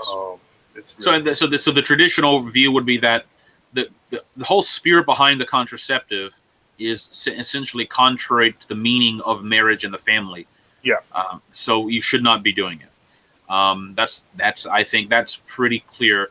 I think the problem has come about that you didn't really have a lot of these contraceptive type things until the 60s. A lot of them were illegal in many places. Yeah, they didn't. So it seemed what happened with a lot of Orthodox is they thought, well, as long as you're not committing abortion or taking an abortifacient type pill, they kind of had a vague or positive view that, well, maybe you can do this other stuff. But then they would say, well, you shouldn't do this with the purpose of restricting the family.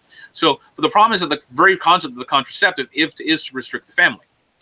And it also releases people from responsibility for sexual behavior is the other problem. And I think that it was marketed that way. And I think that they try to make it into, they're trying to use more family-friendly ways of saying things. Well, I think there was someone who said was having children, that sort of thing, and it's a sin. I think a number of scholars have said things that analogous to that. If it wasn't for contraceptives, the sexual revolution of the 60s would have essentially been impossible. Well, effectively, that's arguing that. I mean, while I'm not a great defender of anything papist, that was basically the argument behind Humanae Vitae. And Humani Vitae was stating what people have stated for years before anyway. So it wasn't like he was some revolutionary thing. He wasn't like, saying something divinely inspired. But the point is, in that he was right. Once you open the door to birth control, I hate to say this, but you've opened the door to everything else. Yes. So I would say the fathers do not do condemn and do not they do not accept that type of activity and such. Right. Atomic Lead says, is linking the existence of communism to Russia evidence against Fatima? I'm confused with what the question. Can you read that question? Well, it's linking the existence of communism to Russia evidence against Fatima? In other words, what Atomic Lead is referring to is the fact that basically the Fatima apparition links communism to the Russian people itself, and therefore it has to be redeemed by a conversion to her Immaculate Heart. Well, of course that's false. To Catholicism. So, but the whole point is, I would say that, first off, if it's impossible to say that communism wasn't linked to Russia somehow, because even the saints of the church taught that Russia's own sin helped communism usher in. But what Fatima's meaning behind it was something far more sinister, in the sense that it was because of Russia's schism, which we don't believe they were in schism. So, it has a separate meaning altogether. Let me add a point that when we say the sin of Russia, when you read people like Elder Macarius of the different Optina elders, for example, what they talk about is it's not, when they say this, they're saying that in Russia, they're importing foreign ideas. Like, for example, why is it Marxism, which was a foreign idea invented by a German Jew and a Anglo-German business industrialist, Engels, based upon German idealism or Kantian, Hegelianism, etc. Why is that? What place did that have in Russia whatsoever? And I know there's a lot of exterior things that went into the revolution, but the elders, from what I understand, Elder Ambrose and St. John of Kronstadt, see that the Russian people have begun to turn away from God. I think it was St. John of Kronstadt or Elder Ambrose of Optina who had a vision of people. He would see people in the vision. He saw people going to church on Saturdays and Sundays, but then as they were coming out of the church steps, they'd all be falling into hell. And a lot of people couldn't understand this because they said, well, the church people are going to church. Doesn't this mean something, everything is all right? And I think his point was that a lot of these people were going to church, because it was expected of them. It was it was part of their culture. They were, going there to look at the women, or the women to look at the men, or something like that. Everybody wanted to dress up, and, the noblemen wanted to dress up in their, their finest so people could see them. And then the aristocracy in Russia have become corrupted and had essentially, for example, you have people like Tolstoy and a lot of the others who were not Orthodox. They were deists or atheists or into all kinds of weird occultism.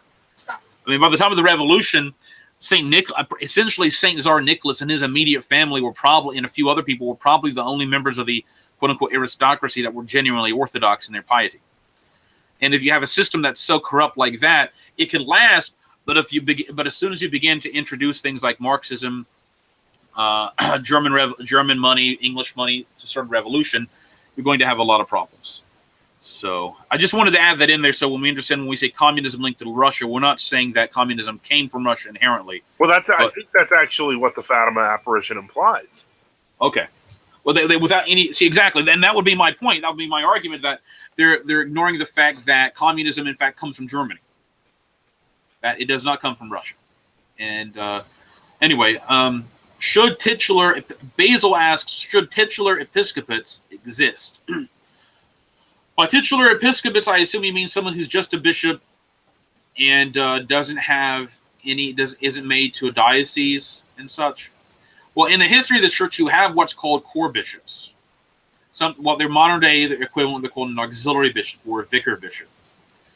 And those can be made.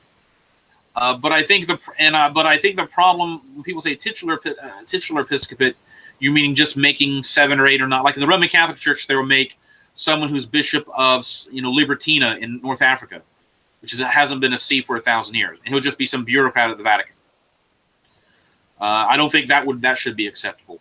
But what is true is sometimes a bishop, a metropolitan archbishop, has to have an auxiliary bishop because he is in fact getting too old, or he's disabled, or he has some sort of physical problem, but he can still be bishop, and he doesn't want to just simply give up the see. You can consecrate a bishop to assist him. And those were traditionally called the court episcopi. But I don't think that would technically be a titular bishop. Now, what do you have to say about that, Father? I'm not granted, titular episcopates have existed since the very beginning, whether as secretaries, or as bishops of small sees, core bishops, etc. I'm not against it. I personally think that at times it's worth mentioning that, especially in situations where there is a rise of heresy, the more bishops, the better. I hate to say that, but my personal view is that sometimes you need you do need a good number of bishops, because you never know what's going to happen. And I know sometimes it seems like, there's a lot more splitting and every synod makes another set of bishops. But the alternative is we run out, and then the end comes. Well, I guess I'm speaking in the sense of how the canons describe the normal operation of the church. I mean, obviously, in the time of heresy and schism, you're going to have, use every bishop you can. Exactly. For example, what St. Tikhon in the 20s made something like 200 bishops because the communists were killing them left and right. That wouldn't surprise me. And so he had, maybe I'm incorrect with the numbers, but he actually consecrated a large number of bishops because his view was like, well, they're going to kill a whole lot of them, so the law of averages is some are going to survive. Okay, how do Orthodox traditionally celebrate Advent in ways that most of American Orthodox likely are unaware of? And then he follows that up with, say, how did Russians celebrate Advent while you lived in Russia, Deacon Joseph? I'm going to be totally honest. Outside of the liturgical services and maybe some people sing folk hymns at the Trappist, they didn't. It wasn't that different. What surprised me in Russia, from an even secular standpoint, was that the focus wasn't even on Christmas. It was on New Year. Secular New Year or Church New Year? Secular New Year. It was so January 1st on the new calendar. Right. That was the day they did the trees and the presents, and they had the old guy with the beard and so on and so forth. That's a Soviet thing. Well, I don't know if it's Soviet. I think it might actually predate the Soviet period, but the point is it's still folk stuff. It's not, I didn't see any unique Advent traditions. Of course, the truth is there aren't really that many unique Advent traditions in the West either. I mean, the concept of the Advent wreath is like, 200 years old? Yeah, I think that's actually originally a Lutheran thing. Yeah. But the point is, so Advent, the real tradition that the Orthodox have that most Americans should know about, most American Orthodox, is that we fasted. And, we ate fish and And you went to church. Yeah, that's the biggest tradition. I didn't see any, maybe I missed Carol in groups or something. I didn't see them, but in any case, so I didn't see that wasn't that big. I saw preparation for a feast. I didn't see anything out of the ordinary or interesting. Pentecost was interesting when the church was filled with leaves, but I didn't see anything interesting for Advent. Basil says, Callistos Ware is a titular bishop of a now defunct see. What is he? Dioclea, Bishop of Dioclea, right? Yeah, well, they basically the ecumenical patriarchate does that anyway because that goes along with this idea that they say they have to do that because they're claiming the proper church properties, and they say unless they make a bishop for an area, they lose any kind of claim to it. But it's not like the Turkish authorities care anyway. Yeah. I mean, for example, I read an article recently where the Turkish side of Cyprus was almost finishing destroying up all the churches on their side. So, yeah, Muslim authorities aren't really going to care about that stuff. Well, I mean, most of the synods of that the ecumenical patriarchate puts together, with very few exceptions, are usually with these dead titles. Well, even for example, the Ukrainian or the Carpatho-Russian, etc., bishops of the ecumenical patriarchate are given these titles like Metropolitan of Constantinopolis or something like that. Yeah. So they're bishop of Southbound Brook, New Jersey, but their actual title was bishop of some area in Asia Minor or something like that. So, I was reading earlier while you were going. I was going over the question that I've been assembling called the question about the eternity of the world, and how the fathers responded to because the pagan argument was that the universe was uncreated and had always existed.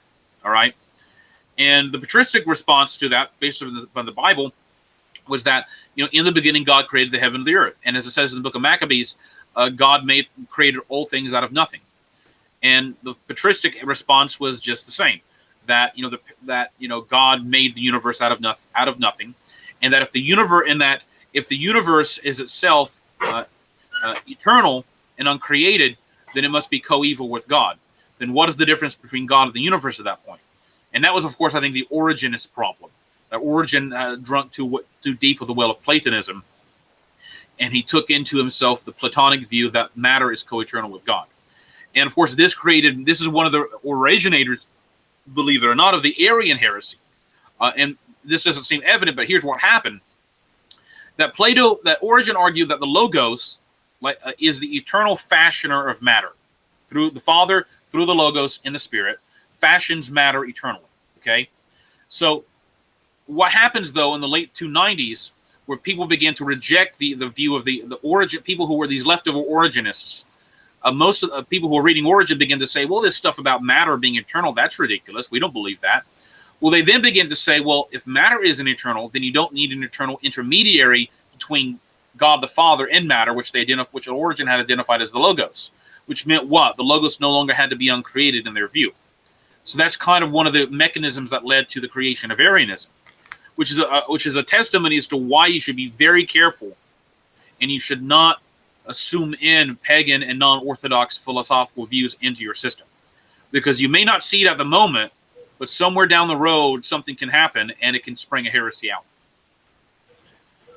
Okay, I don't think we have any more questions at the moment, Father. Let's look on any other subjects you wanted to bring up we haven't talked about. No, I think we're good. So. Got about 20 minutes, so this is Orthodoxy versus everyone. So, yeah, I mean, what do you? Okay, here's a question: What do we think about all the stuff happening on the? I mean, I don't really watch the news, but I've seen it on the internet news, I guess, that's happening in the border down by Tijuana. What is the the concept of the Honduran migrant train coming up there and such? Is there an Orthodox response to that? I don't think so. I think it's a problem of national borders again. Frankly, what's happening there is, I mean, I don't think it's as extreme or horrendous as what's happening in Europe, but it's still bad. The simple reality is that, borders, if people want to enter a country, they need to follow its laws. And if you begin the process of coming into a country illegally, it doesn't bode well for you. I'm very sympathetic to immigrants. My parents were immigrants. I know a lot of people who are immigrants, and I really do. But I find it hard to be sympathetic when you are dealing with like we're dealing with a president who wants to close the border. Okay, fine. So what's the response? A bunch of people say, well, then we're going to drive a caravan through it. Well, at that point, you are now acting aggressively towards that country. Now, it's interesting. I was looking on YouTube, and there were massive protests by Mexican nationalists. Yeah, and they're using the exact same language as Trump. Exactly. They were like, we don't want you here. Go back. Why do you're causing problems here. And they were, in fact, they were being like more violent for Mexicans, and they were doing things that I had that if any kind of like a anti-immigration protester in America would be doing, their riot police would have been called out, and they would have been mass arrests. I mean, they were like. I think one of the differences is that again, it depends on where they were doing it. It's. Well, the point was the majority of the people in Tijuana did not want these people there because, from what I could looking at the YouTube videos of it, their view was that they had a good relationship with the towns across the border in America, and that their business depended upon this was a big issue. Secondly, they were Mexican. They felt that this is their country. If you want to come into our country, they were saying do it legally, get your correct papers, just don't run across the border. Because remember, they tore down all these fences. One of the things that I think is different about, like the nativist kind of things that we see here and the stuff that is happening in Mexico is that those were locals being affected. Those were locals protesting, and those were locals trying to stop it.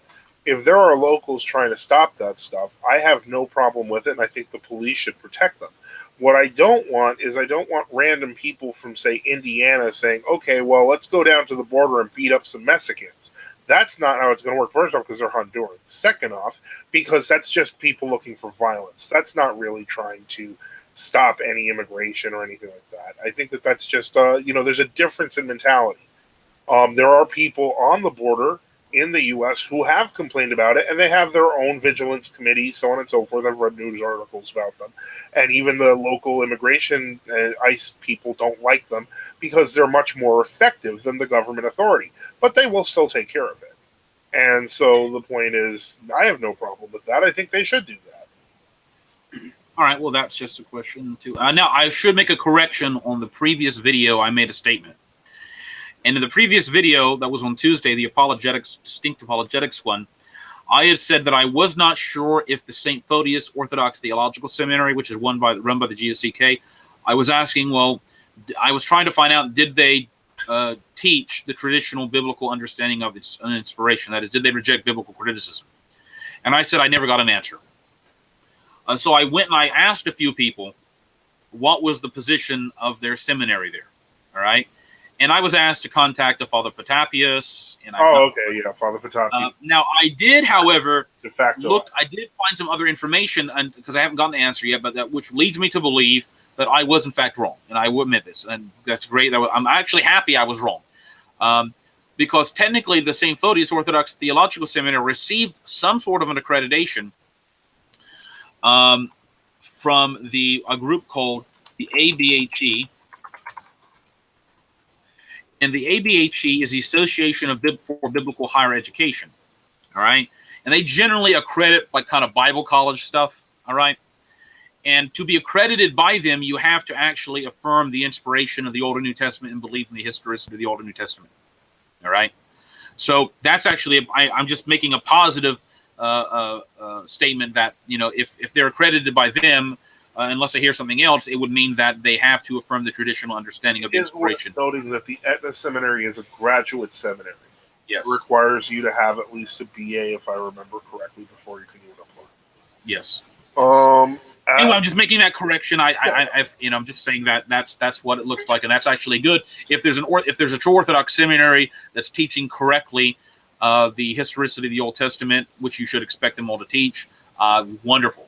So we don't need any more. We don't need any Saint Vladimir's intra-Orthodoxy. Is my point. So. Okay.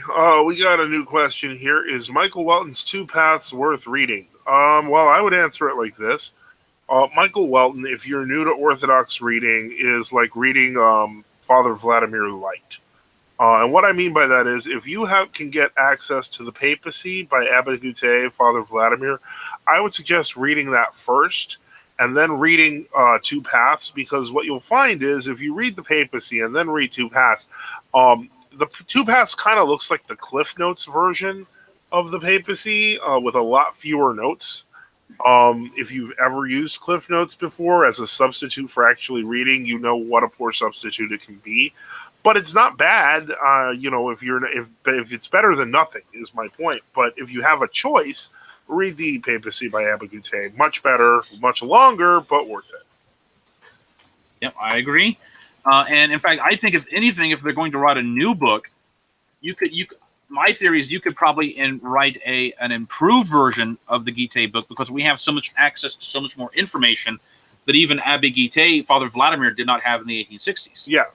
For example, theoretically, if we had wanted to, we could go through already existing materials and like add an extra 50 pages, like as footnotes or something like that.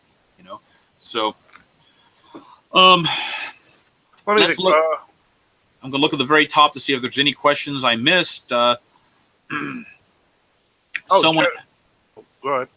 Okay, so someone says, "Do Orthodox believe in 5 solas?" Who is no. I hear Abir Shab, and then he also asked, "Are Orthodox like Catholics heretics?" I think that's a troll. I'm glad it wasn't answered. We covered the solas last week and the week before. I'm going to start doing that. I will begin referencing previous shows if I see the same questions over and over. I suggest you do the same, Father. Okay. I think I did mention it a few times. And I think we're going to do that more often, because now I went through this just so you understand. I went through this article, parts of that article by that Mr. Larson, about the Eastern Orthodoxy and Palimism type stuff. Oh yeah, how was that? Well, the problem is that surprisingly, no patristic quotations. That's surprising. Except for Thomas Aquinas, who's not a father. And the only time there were patristic quotations was when he was quoting St. Gregory Palamas, who was a father for us. And then St. Gregory quotes St. Maximus. And then the author proceeds to attack St. Gregory and St. Maximus. Wow. And then he quotes St. Dionysius the Areopagite, some mystical theology.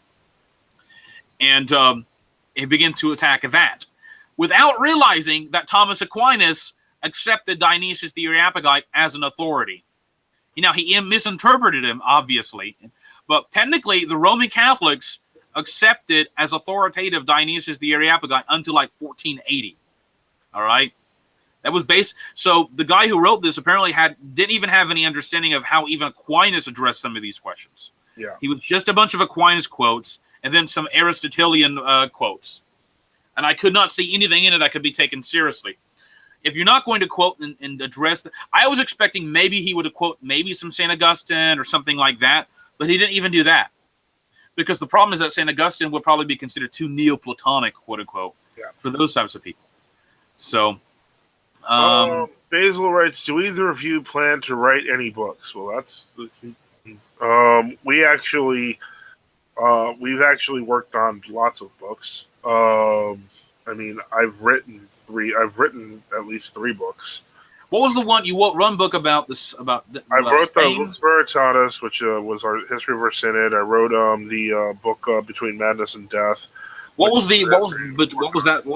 Between Madness and Death about? That was the history of Orthodox Spain. Okay. And then a few others. Father Enoch has edited and put together a wide number of our prayer books, our liturgical texts, many of the modern updates that are hearkening back to, they try to get all of the details from each of the fathers. Those are Father Enoch's work, a lot of them, which he doesn't credit himself on them because he's a monk of the abbey. But the point is, he does work on them. So we're not. I mean, I'm not going to sit here and say, "Oh well, we're credentialed." No, neither of us view life like that. And if you do view life like that, it's a pitiful thing. That's part of the reason why we're kind of like we don't do that stuff, because it's dangerous. People start thinking that their titles mean more than themselves. Yeah. I mean, if you want to see some of the books we've done, you can. I mean, at least in my case, you can go to my blog page. I mean, Father Enoch on the Western Liturgical Text Facebook page. A lot of those books he's edited. I'm sure he can mention which ones. I've talked a lot, Father. You can probably. Well, I think he may be asking. You're probably the only one between the two of us that's actually written like books that are. Well, yeah, but you've written so many essays on True Western Orthodoxy. You could put those together in a book. I know a lot of people. Yeah, I guess. I'd much rather people read the fathers than read me. Yeah. And that's why I prefer to say when I try to write stuff, I like to give hyperlinks to actually patristic books and articles and patristic texts.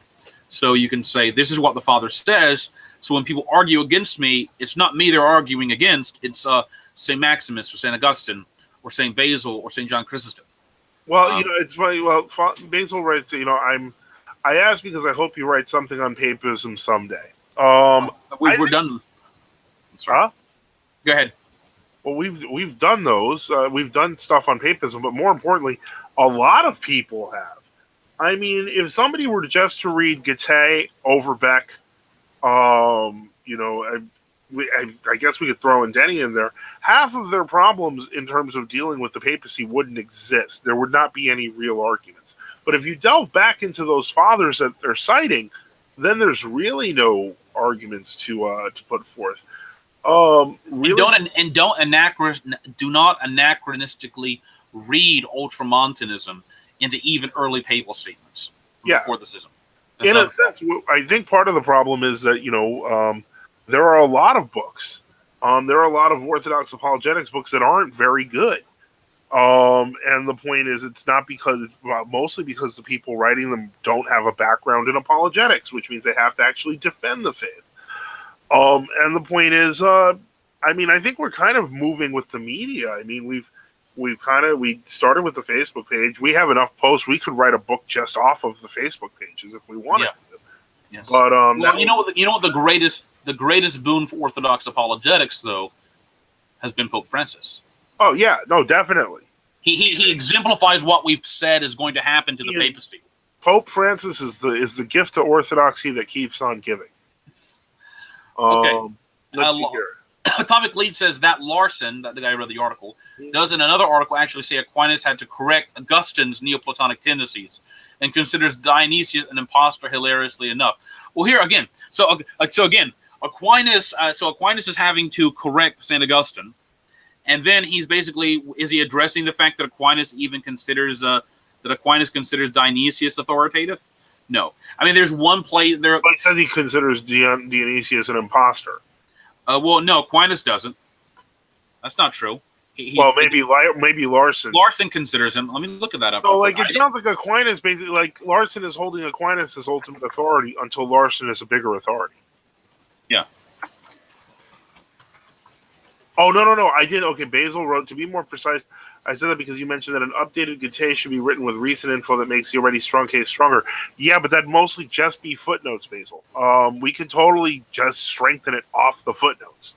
The text itself is fantastic, and I wouldn't change a thing about it. It's a very well-written text. It's a good now, I would say I have some my own critiques of Father Guitte's works. Yeah. Because one of the things this is just my opinion that Father Guitte does is he kind of in a few places you can still tell he was recent. I think he wrote the papacy technically before he became he Orthodox. wrote it before he became Orthodox, and he wrote it when he was still a Gallican churchman in the French church. Now he republished it when he became Orthodox, but when he wrote it, he still had some of this bit of this 19th century critical spirit. Yeah, no, I agree. And so he'll say things like. Pope Saint Zachary in the 740s did this, a horrific impostor and lied about this and that. Well, I don't think that's accurate. I think what happened, he's talking about the fact that Pope Saint Zachary refused to recognize the Byzantine emperor anymore, and that's considered the break in the Byzantine papacy. And it may have not been that exact issue, but there were a few other places I'd be like, well, I think he should have in his later years edited his books a little bit better. But that doesn't take away from 99% of the book. Yeah. Now, Atomic Lead writes, correct, Francis is making me consider going Sede or Old Cal. Okay, first off, if you've already seen the problems in Roman Catholicism, being sedevacantist is kind of a denialist version of trying to stay in the same place. All it takes is you get you get an extreme version of a Pope Francis who does the Latin Mass, but is still as evil. You haven't solved any of your problems. Well, or they could be like, who's that one crazy guy in Portugal? Yeah, you could have the Palmar de Troya. Exactly. Or Pope Michael. I don't know.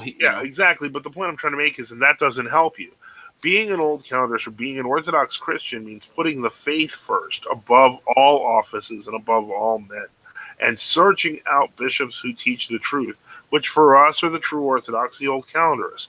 I personally, why not? We're both Western, right? So if you've got that Latin background, I'm just going to say, come join us. But, you can go to any old calendar true Orthodox church. But will you be happy?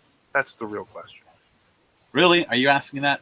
Will you be happy? I don't know. I mean, I personally, I think that, a lot of people with a Latin background would be very much happier in a Western. Oh, I thought you were asking, will you be happy in a sappy sense? Sorry. Okay. No, it's how you said it. Am I a sappy person, Father? No, you're not a sappy person. All right. Well, thank you. Okay. We got 3 minutes left. 3 minutes left. Looking at the top questions to see if there's anything else any little pieces we didn't go through. I think we can probably say goodnight on this one, because next week we're going to be doing the hour-long ones. I don't know if we're going to be doing it at the same time or a little bit earlier. But the point is, we're going to be doing 4-hour shows a week as opposed to 2 shows. Maybe we need to do thematic programs like this. When you do an Orthodox program, we're going to be taking questions on this specific subject about Orthodoxy. Yeah, but then what happens when we get questions on another subject? We transfer them. Then, if we get enough of those questions, we're like, well, tomorrow we're going to answer these questions about that subject. Okay. We'll have to talk about it. All right. Well, let's see here. All right. Well, in that case, we're going to, okay, well, Jay Dyer can recommend books. I'm sure that, if he didn't write them, I'm sure they might be good if he recommends them. So don't just assume that he recommends them. Sedevacantist Delusion. I don't know. Never heard of it. I never read it, but it sounds interesting. Well, this delusion of sedevacantism is that, they're correct in the sense that they know the current popes are heretics. They've just, the truth is the Rome has been sedevacanti for 1,000 years. Exactly. Yeah. That's the problem. So, they're not going far back enough. Yeah.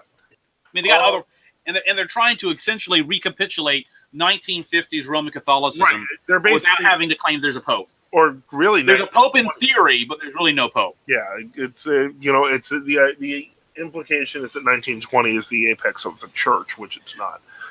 And then you get into all the weird arguments about whether they can use the 1962 versus the 1955 missile. Yeah, and because all those reform stuff, that stuff started actually. You have things of Jesuits in Germany doing versus popular masses in the 1920s. Yeah. So a lot of this, and in fact, there was one set of economists named Anthony Cicada who wrote a book.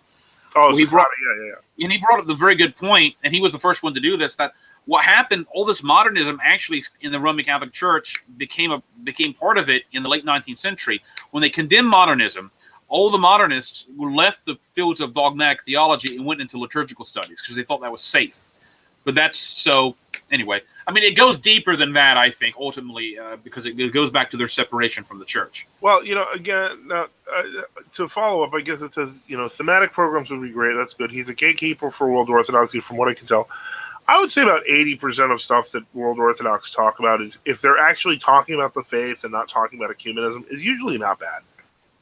It's unfortunate that, we have to deal with ecumenism, but that's really the marker. If somebody, but the question is when you're dealing with people who's, for example, like let's say anti-ecumenists fighting from within World Orthodox, like let's say uncomfortable place to be. Exactly, and this is why you look at many of the programs these people do. They're very upset, and they're. I'm not trying to. They never sound very happy.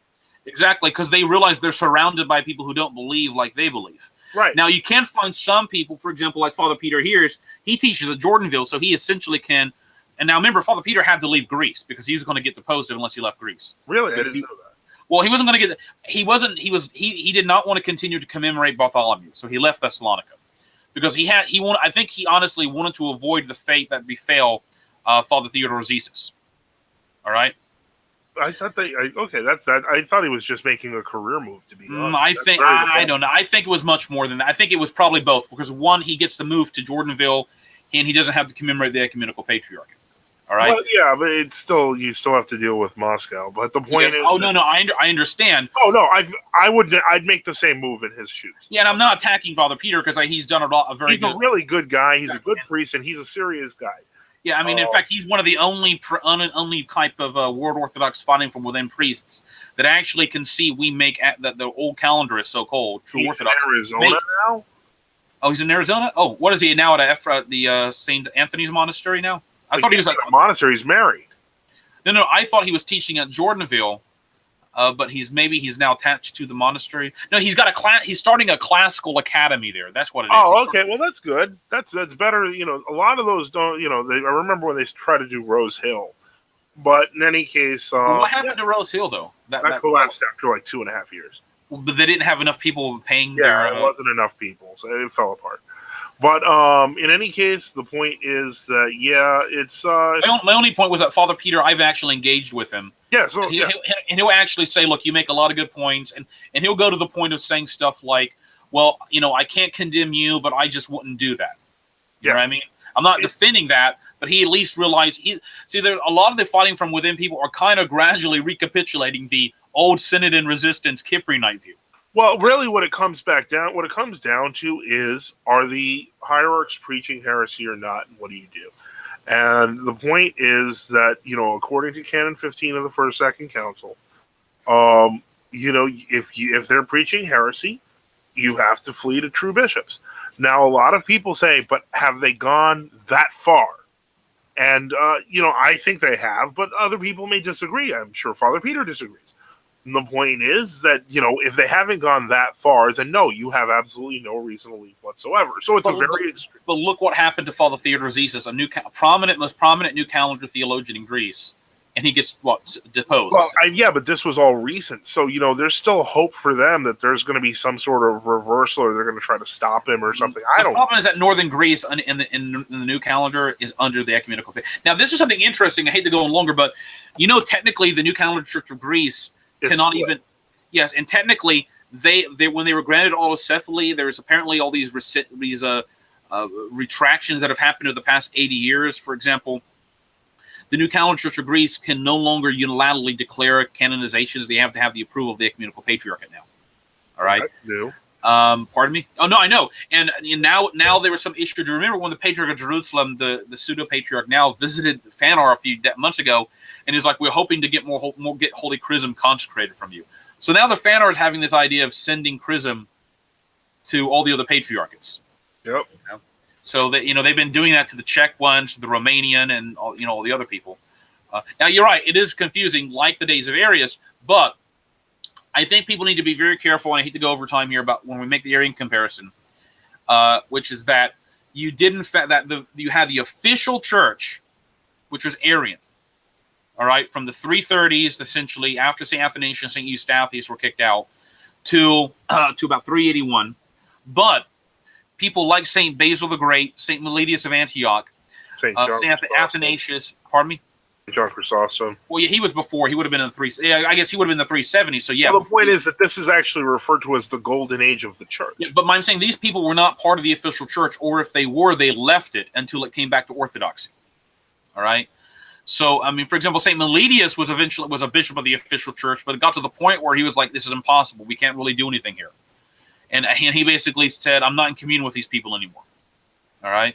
So, you can see how that now, and of course, St. Basil talks about how even among the resistors, like the different synods that had been set up to resist the Arians, they all began attacking each other. Exactly. Because St. Basil describes a dinner he was at one time, and these people came there and they basically began to attack him to his face and yell in his face how he was a heretic and a schismatic, and that he was they didn't really believe he was. For example, like St. Jerome never believed St. Meletius was sincere. There was this, even among the saints, some of them have these views that, can you really trust the other guy?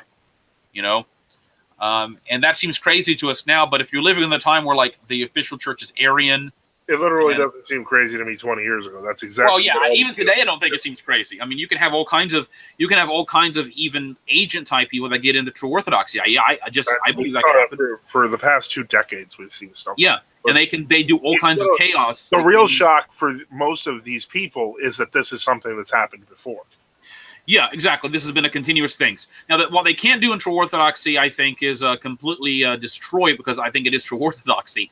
But you can certainly cause problems, and you can certainly corrupt things, and you can certainly, for example, create new heresies like Imaslavi, which isn't really new, 100 years, a new heresy relatively, and they can cause problems. So, but it's a little bit difficult to destroy us because essentially we're too decentralized at this point. This is why the greater centralization happens in true orthodoxy. Without there can be communion without centralization, I think, and I think that was what they did in the. What the Second Ecumenical Council was a symbol of. I think they kind of had to all come together and make an agreement that they're all going to be Orthodox and not attack each other. It's like the Five versus Tai Lung. What is that? It's a Chinese movie. It's from Kung Fu Panda. All right. Okay. All right. My point was, yeah, you can have infiltration in true orthodoxy, but generally the infiltration has been what people corrupt. What would you say infiltration in true orthodoxy consisted, Father? Oh, I mean, well, the infiltration would be where government, managed to get its own people, governments, to get ordained so that they could wreak havoc within the church. Yeah. I mean, there's examples of that. Some of them are alive today, but, people like Lazar Zherbenko, I question whether he was actually a KGB agent. And people may be mad at me for that, but look what he did to the Catacomb Church. It's so irresponsible that it looks like something a KGB agent would do. But then again, it could simply be something much less sinister in the sense of they think they're right and they have to force their views upon everybody else. Well, he also had an MP spiritual father before he did government service. I mean, there's a question. So Kung Fu Panda isn't a sinful movie? I find it very motivational, but it's a cartoon, and so the question is, how much it's a perfectly good use of your cartoon time, which as an adult should be minimal. All right, okay, all right. So next week it's going to be an hour-long program each night from 8 to 9. Yes. Now I don't know if you're doing something on the Western Orthodoxy thing this weekend. We really haven't been doing that, so I'm gonna. I don't know what I'm going to do. A 5-day-a-week thing, and then just put Western Orthodoxy in day 5.